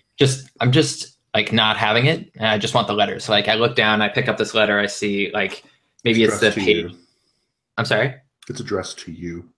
Oh, okay. Then maybe I'm freaked out a little, and a little bit brazenly just sort of walking in just to pick him up, knowing that the roper's there, but also sort of invoking Ponos as in a divine ward to, I don't know if this would apply, but an approaching enemy is driven back would be the intent. Like essentially, I want to give myself some type of protective shield just so I can scoop up these things and just walk right out. Like I'm not even going to collect them all. I'm just gathering the 10 that I see and grabbing what's out of the air and just walking out. I'm into it. Let's look at the priest move. Let's see what we can make out of this. I think it's a good move though. I like fortune favors the bold, right? Divine ward. When you call upon your deity for protection, yourself or an ally, roll plus wisdom, and yeah, I'll take that. That makes sense to me. Go ahead and just roll it up. Let's see how it goes. That is a 9. Okay. +1. Grant 1, and your prayers draw unwanted attention. That'll be fun. Are you going to take an approaching enemy is driven back? Yes. Okay. It's going to work. What does it look like? Like, how are you able to collect the letters and the thing not come for you or not get to you somehow? I think I imagine this as Ponos controls the weather, and we're still by the entrance to this cave, and so I sort of swoop down with like these gangly arms and just sort of like I'm gathering these things, and as soon as I sort of hear something move above, I sort of I feel like the wind at my back, sort of like if it's just the tendrils, just brushing them away so that they can't quite get to me, or if it's the roper itself coming down, that it knocks it off target at least long enough that somebody else can take it out, or I can turn around. Lauren, when you smashed the cherub's mask and you saw that thing you saw that was so shocking and frightened you so much, I'm going to ask you what you saw, but more in terms of like, not like, you saw necessarily a creature, but I think you saw a vision, or maybe you saw some kind of like portent or something just bad that really shook you. What do you think it was? I think it was, like, I think still at this point I don't know anything about the spirit that's, or the soul within my sword, and so I think like that kind of caused something there, and I saw some kind of vision of the past of him, like, like I said, I kind of imagined he was maybe not necessarily evil, but fairly dark and, very powerful, obviously. And I think his power and stuff, that's what scared me. So the spirit in the sword basically like reached out to you in that moment, right? Like you saw that, like it used the cherub as a conduit almost to like show you itself. Kind of gave it a power up, or Yeah, I like that. And what was the spirit? What was the spirit in the sword in life? Just the basics of it. What was it? So I don't think that my character knows anything about him, but I'm calling him Dumas. Okay. Yeah, that's why I put it in as part of my character name. Like there's a backslash. Dumas. Got it. But I think he was maybe an evil warlord. I don't imagine him on the scale of Sauron but that kind of, definitely, evil warlord, powerful, and for whatever reason, while his physical body was destroyed, they couldn't necessarily destroy his spirit soul, and so they put it inside his sword. Or maybe he connected his spirit to the sword so he would be able to live on. I don't know. Solomon, as you're moving through the thank you. Solomon, as you're moving through that space, the power of Ponos protecting you from the roper, catching and gathering the letters. The first one of which, by your boot, said, "Dear brother Solomon." As you're gathering them all up, you see someone at the end of the Great Hall. Mind you, a place that's supposed to have been abandoned for some time, right? You see someone at the end of the Great Hall, a figure, glowing blue. And they seem to either be beckoning you, or at the very least, they're looking at you. And they're at least 200 or 300 paces away. But for some reason, you can tell that they're looking right at you. What do you do?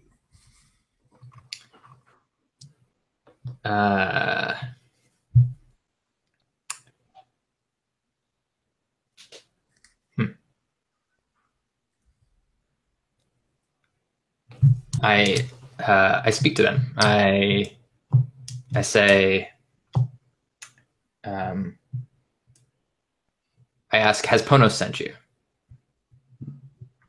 Oliver, how does it make you feel when you see Brother Solomon just walking into that space where you just had a moment of terror, right, when the thing grabbed you, right? But you see him just going through, like, muttering his words, and it's no big deal, or at least he's keeping it all together and the thing's not attacking him. How does that make you feel about Brother Solomon? And what are you thinking about the situation in general? Like, are you ready to beat feet or what? Well, something like that would strike me in kind of a profound way. Seeing a physical manifestation of like a saint's power. Mm-hmm. As for like the situation as a whole, I think just getting the letters is probably good enough for me. I don't know if necessarily I could see this person 200 or 300 paces away. I think that's Brother Solomon who sees that person. Yeah, it's not really what I'm concerned about at this point. Yeah. And so, Brother Solomon, like, once you gather the letters, do you keep going? Do you walk closer to this person, or do you just sit, or you just speak where you're at? I think I'm staring at him. I think I speak, you speak in the voice of a minister. So it's shouting across a great hall. Maybe again invoking Ponos. Speak or be gone. And the figure says nothing, but you blink and it's just a little bit closer. Maybe it's like 100 paces away. Still just a sort of vague blue shape. What do you do? I think I pray. I think I'm asking Ponos for guidance, for clarity of vision, for is this, yeah. You begin praying your words. I may give you a roll here, I may not, I'll think about it, but you begin saying your words. I'll give you the choice here in a sec. You're saying your words, you're praying, and you open your eyes just ever so briefly in the middle of your prayer, and the thing is closer. It's about 50 paces away. And it's beginning to take shape. It's the blue apparition of a man, an old man, haggard, long stringy beard, tattered robes, and a crown on his head like he was a king, or he is a king. And as you're muttering, and everybody hears this, even though the other two don't see it, you hear like a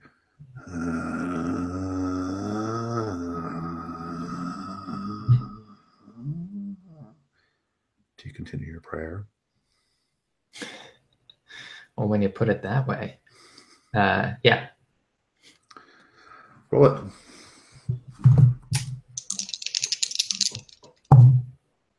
That is a 7 + 1, 8. 8. This is invocation, right? Yes. Blessing, but a requirement. Go for it. Is this... So I think I'm trying to... If this is something that can be commanded, which I don't believe that it is, then I think I'm trying to command it to speak. If it's clearly aggressive, then this is a rebuke of an enemy. It's a king, so he's obviously noble, and so perhaps not of a natural enemy of Ponos. Yeah. What's your requirement? My requirement.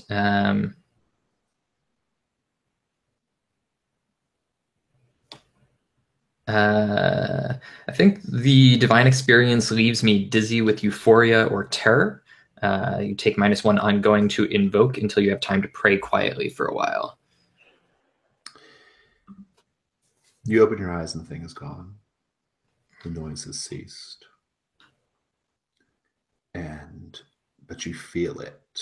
I think it was preceded by a sort of wave of cold, right? And suddenly that's settling into your bones, right? And it's shaking you. But you have the letters in hand. You see the roper above you in Laurent's torchlight, fecklessly flipping its tendrils around, right? What do you do?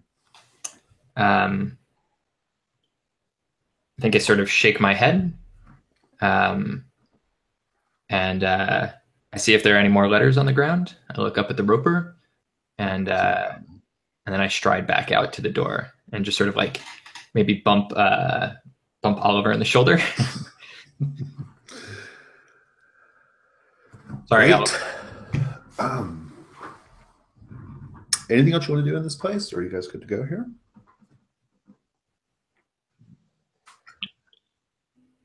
So I'm going to let y'all guys decide. I don't particularly want to leave the roper here. I mean, in case somebody else comes in, I would like to try something. If y'all decide you don't want to deal with it, you can say no and we'll just leave. My thought is essentially I would try and find a fairly weakened column and try and knock it into the roper to knock it off its perch, which will most likely initiate combat and possibly crumbling of the whole damn place. If y'all don't want to worry about that, we can just leave.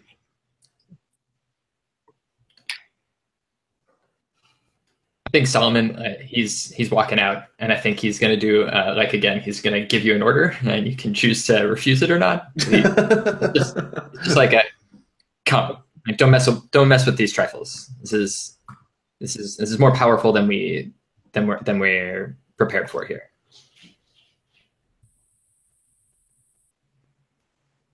Yeah, I think that I agree with that. I don't necessarily want to spend more time or more opportunities to get injured with this roper.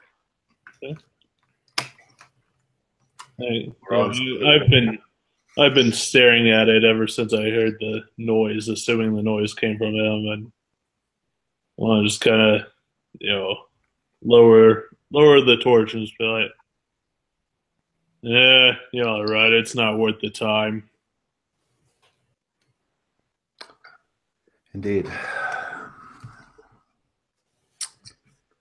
We've got 30 minutes left. We can do a couple things here. The journey otherwise goes without incident. Okay. We'll say that this happened probably like on day 3 or something, right? Day 2, day 3. You managed to shave off a day. Even with that little short diversion, you managed to like keep good time, and you are going to make it to the Blue Keep. And on the way to the Blue Keep, you actually like encounter like a number of people like as you get more and more into like Lady Stout of Heart's lands, as you like get more into her lands, you see like caravans, you see people like making the journey to the Blue Keep because these lands are apparently being threatened by something, although you have not witnessed the threat yet yourself. But um, you're hearing lots of rumors from the people you talk to on the road, right? Hearing lots of different things. I have questions for you. And we might take a short break just so you guys can think about them because I want to get the answers before tomorrow. But questions. Laron, you're an elf, right?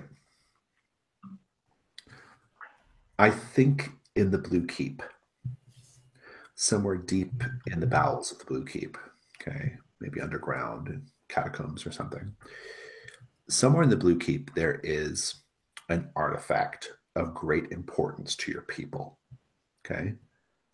I want to know what that is. For Oliver,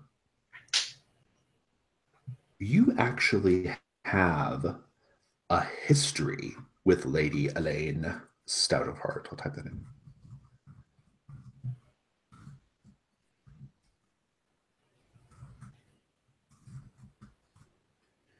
You have a history of some sort with her. She'll know you if she sees you. And it's maybe even a complicated history. Okay. I just want to know what the basic nature of your connection to Lady Elaine is. Okay. And for Brother Solomon, there is a person, possibly a peasant, maybe someone else, but someone who lives in Lady Stout of Heart's lands who you care about very much. I want to know who this person is that you care about very much. You anticipate finding them in the Blue Keep, right? Because everybody's going to the Blue Keep. But I want to know like who this person is, why do you care about them, and all that sort of thing. Okay. Let's take a quick break. Let's take like 5 minutes. We'll come back. We might have a scene or two, but then we'll do the end of session. Okay. Great. Sounds good.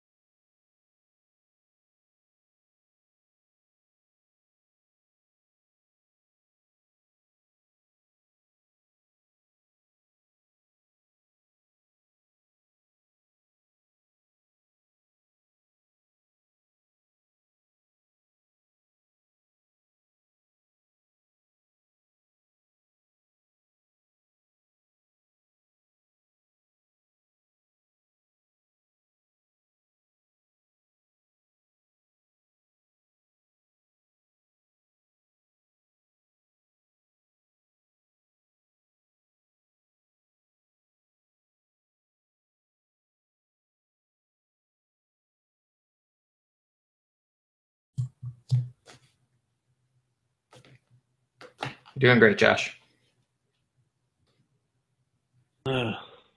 Thanks. I'm liking your character. Ditto. You do a good job of prompting those scenes.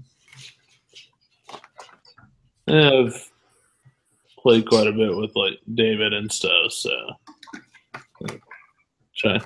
I try and I take any and all advice and try and make my character as real as possible, or play in his skin as much as No, you're doing great. I've only been playing for a couple months, so it's a very sponge-like process right now. Playing role-playing games or Dungeon World or role-playing games. Oh, cool. Awesome. What do you think so far? I'm here, aren't I? Fair enough, yeah. Yeah. Friend got us into it over the summer, and then I failed as a GM for a little bit, and then another friend took over, and he's been kicking ass. And then I did a pickup game last night with them, and it went well.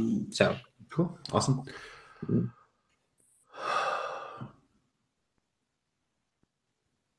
A couple of housekeeping things. Oliver's pretty hurt. I don't know if you guys want to keep pressing forward with those injuries, but just a little thing to be aware of. And so, I don't know, do we have a healer, or do we have any healing options here? I do. I can do that. I just don't want to like hit you with something before we close, and then like you have like 2 hit points left or whatever. Oliver. I have bandages that I can use if that's light, or I can do a divine ward and heal 1d8 damage. You can do both. What do you need, Oliver? Well, I've got 5 out of 18 health. So oh, geez. So yeah, I'm on the low end. Okay. I also have poultice and herbs. So yeah, bandages heal 4, poultices and herbs heal 7, and then it sounds like your divine ward can do a d8. So I think if we're outside this, are we outside now? Yeah, you're safe. You have plenty of time to do whatever. So I start wrapping your wounds with some bandages, and under the statue of Ponos, I I command him to heal your wounds. And roll a d8. Do you have to roll that move as well, or? Oh yeah, of course. Yeah, plus wisdom. So that is that's a miss. That's a 5 plus wisdom. That's a 6. Okay. Yeah.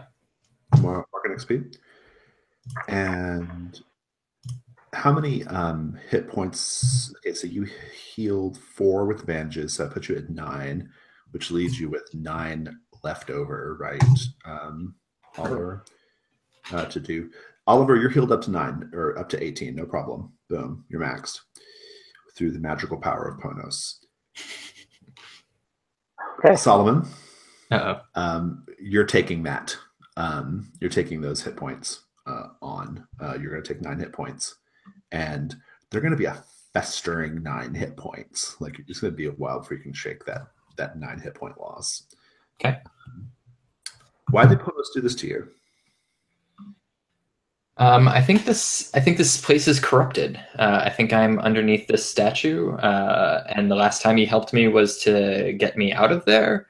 And this time, it seems like the healing can imply like a permanency or perhaps another attempt, and is warding me off from that. And so, standing underneath this statue that's been picked clean of its jewels, which are sort of against Ponos' own sort of ethos. There's a smiting that's happening here.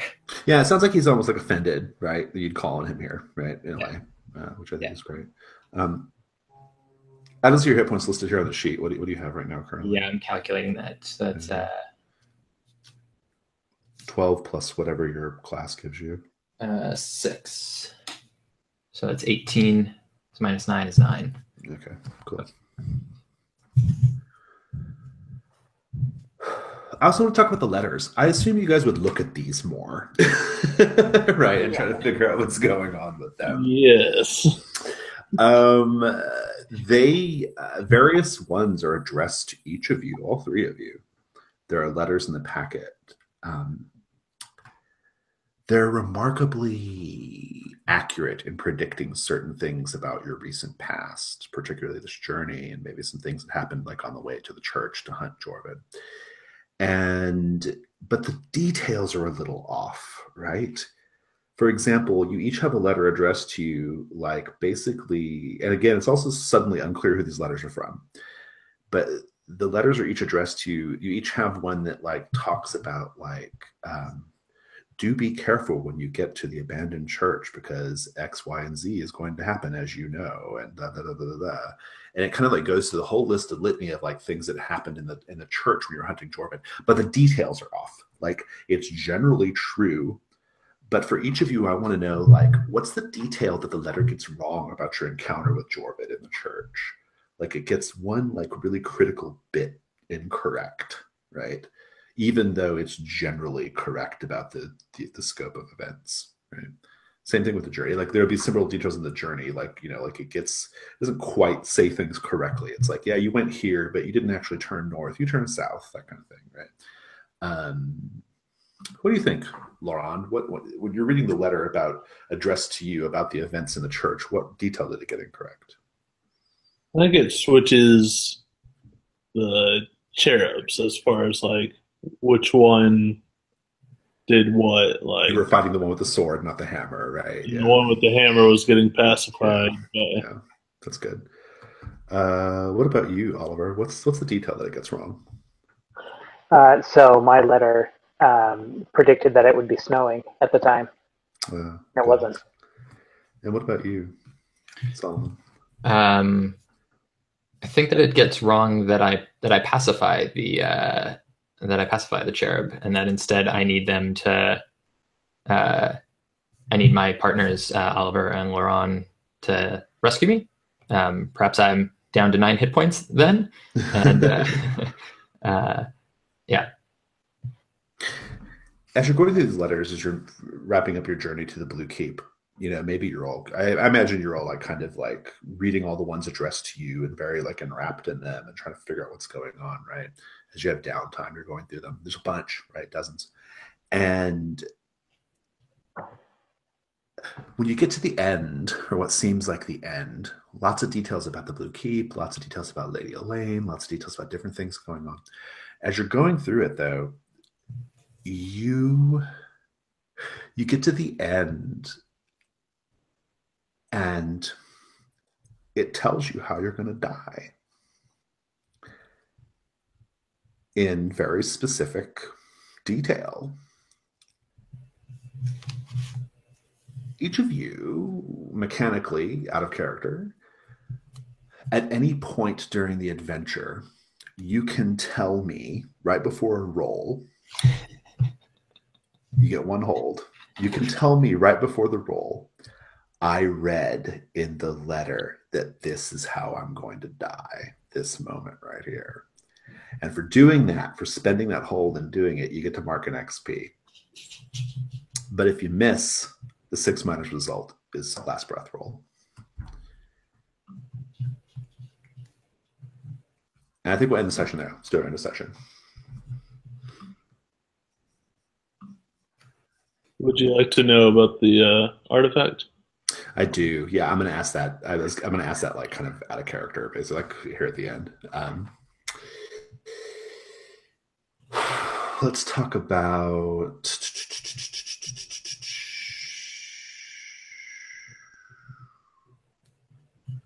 flags. I think everybody hit a flag. I know that Laurent hit Oliver's for sure, and I know Solomon hit Laurent's. Oliver, did you hit any flags? I'm not sure. I mean, I encouraged Solomon to enter the cave, which kind of was against his principle, but I don't know if that was necessarily an easier solution or if that hit the flag. Yeah. Yeah. You did cause me to fight that cherub. True. but He I would finished say him that, off, so it wasn't really one-on-one. yeah, it wasn't one. It was a cause, I guess, but I don't think it was really like a like. Yeah. It didn't really feel like it was like an active cause, to me Mhm. personally. But maybe not. You got plenty of XP this session. It's fine. Yeah. Um, let's keep going there. So everybody, so the other two will get your XP for the flags. Let's go to alignment statements. Let's read those off. Sorry, I missed that. Who takes an XP there? Or... Oh, you and Laurent get XP. Okay. Let's go to alignment. Laurent, defeat a worthy opponent. Yes. Mark an XP. Oliver, avoid detection or infiltrate a location. You explicitly didn't do that at all. This session, you were only grabbed and seen. Solomon, endanger yourself following the precepts of your church or God. What do you think? Do you think you did? I think you probably did. Just because you like, to me, it's the moment when you were like facing down that cherub saying your words, even though it was like rushing right at you, right? Mm-hmm. I don't know if you noticed or not, but I echoed that with the story of Saint Tannen or Saint Hanathan later, like with him facing down the demon that was breathing fire on him. But you, just a little note. I think that's probably it to me. But also maybe like you like exposed yourself to whatever that thing was in the mine or in the dwarf layer too. So I don't know. My feeling is you did, but I would say take the XP. And awesome. Let's go to the group questions. Do we learn something new and important about the world? Yeah, sure. A lot of things. You bet. Did we overcome a notable monster enemy? Yes. I think your keeper plus the two cherubs were it. Did we loot a memorable treasure? Yes. I don't know I don't know how much of a quote unquote treasure the letters are, but they were pretty memorable. So you can take that. Got the eyes too. And the eyes, good point. So yeah, so everybody should pick up those 3 XP, and that's looking good. Let's just talk about these questions so I can note down the answers really quickly, so that I can incorporate them for tomorrow. So Solomon, who's this person you know? Okay, so I think that this is a woman, an ex-wife, actually, named Osera. However, we couldn't bear children together, and for Ponos, thou shalt be productive. And so it was her decision to cast me away to find another lover, and she dwells within Lady Elaine's Stout of Heart's lands, possibly with at this point grandchildren. Oh wow, yeah, great. So basically, because you were not able to fulfill your sort of like holy obligation in making children, she felt like she was doing you a favor by casting you out, basically, right? Or by saying like. Yeah, I think it was mutual. I mean, I don't know that we could know whose fertility is sort of out of whack, but recognition that Ponos has not blessed this as a productive relationship, and so we should both go off and sort of sow our oats. But that was a decision that she made before I made. Good.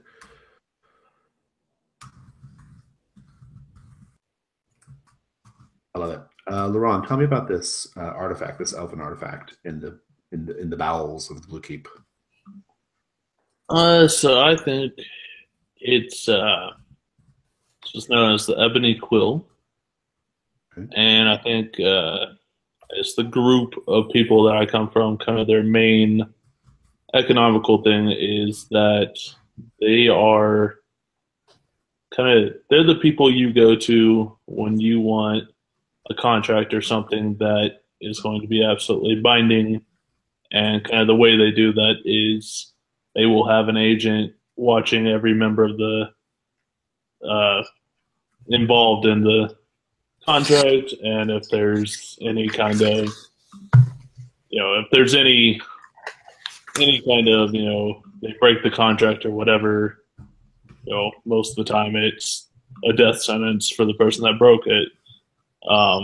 But this quill, basically anyone who uses it to sign any kind of contract or something, it's absolutely binding, and so you wouldn't even have to send an agent. There's only one like it, let's say. Yeah, it's something that they probably had in their possession a long time ago, probably kind of how they started out and became this group, and then somehow it got lost. Is it reasonable to say that you're taking this hunting mission not just to kill this Keeper of Morvo, but also to go get that ebony quill? It's probably something that, I might not necessarily be going after it, but knowing that it's there and knowing that, it would be a great, my people would be extremely happy about it to have it returned. It's something that definitely I will go after because, to me, it's the right thing to do. It belongs to us, not these people. I love it. Thank you. And so, Oliver, for Lady Elaine Stout of Heart, what's your connection with her? So I've run afoul of her multiple times in the past. Maybe getting people under her to try to rebel against her or to organize and act as a group. And she's granted me mercy at least twice before. But maybe if I ran afoul of her again, she wouldn't show that same kindness to me.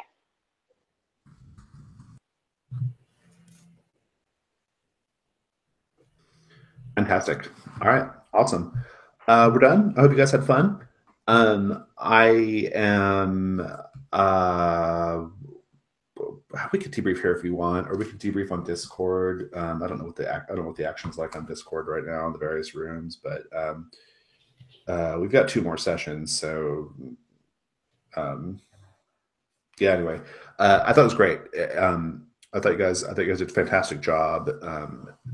The first session is very much a sort of for me, it's always a sort of I want to just flesh these characters out as we go, learn about them, see what they do, figure out what they're interested in, and that kind of thing. And so to that extent, I thought it was a really successful session. So, any other kind of feedback points or anything you want to let me know about anything as far as how it went? So this is actually the first time that I've ever played Dungeon World as a player.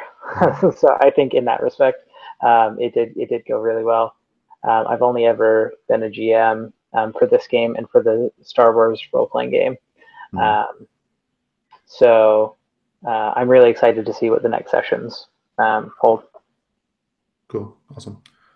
A very tantalizing game. You're a fantastic storyteller. Thank you. Do you guys feel so we have to introduce David's character to the group next week. I like the idea of the letters that bind these letters that kind of bind you guys together. These weird letters that suggest that you're being manipulated in some way, or you're at least being is that cool? Do you guys feel do you feel like you're being manipulated in an unfun way? You feel like you're losing agency, or does it feel like a cool story thread? I like it. I think it's pretty cool. Okay, cool. All right, good. Because it's weird, right? So I don't know how people. I do weird shit like this all the time, and I'm never 100% sure how people are going to react to it. So I want to find out who the hell wrote these. Right. Well, that's what my hope is. You'll try to figure out what they're all about. So I think there's also flexibility there too, right?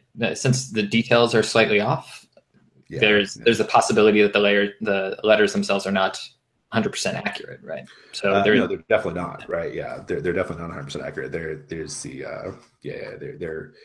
there's an ambiguity there, which I think is was important. So yeah, I'm excited about it. Great. Cool. Oh, that was great fun. I'll see you guys on Discord. I'm gonna stop this.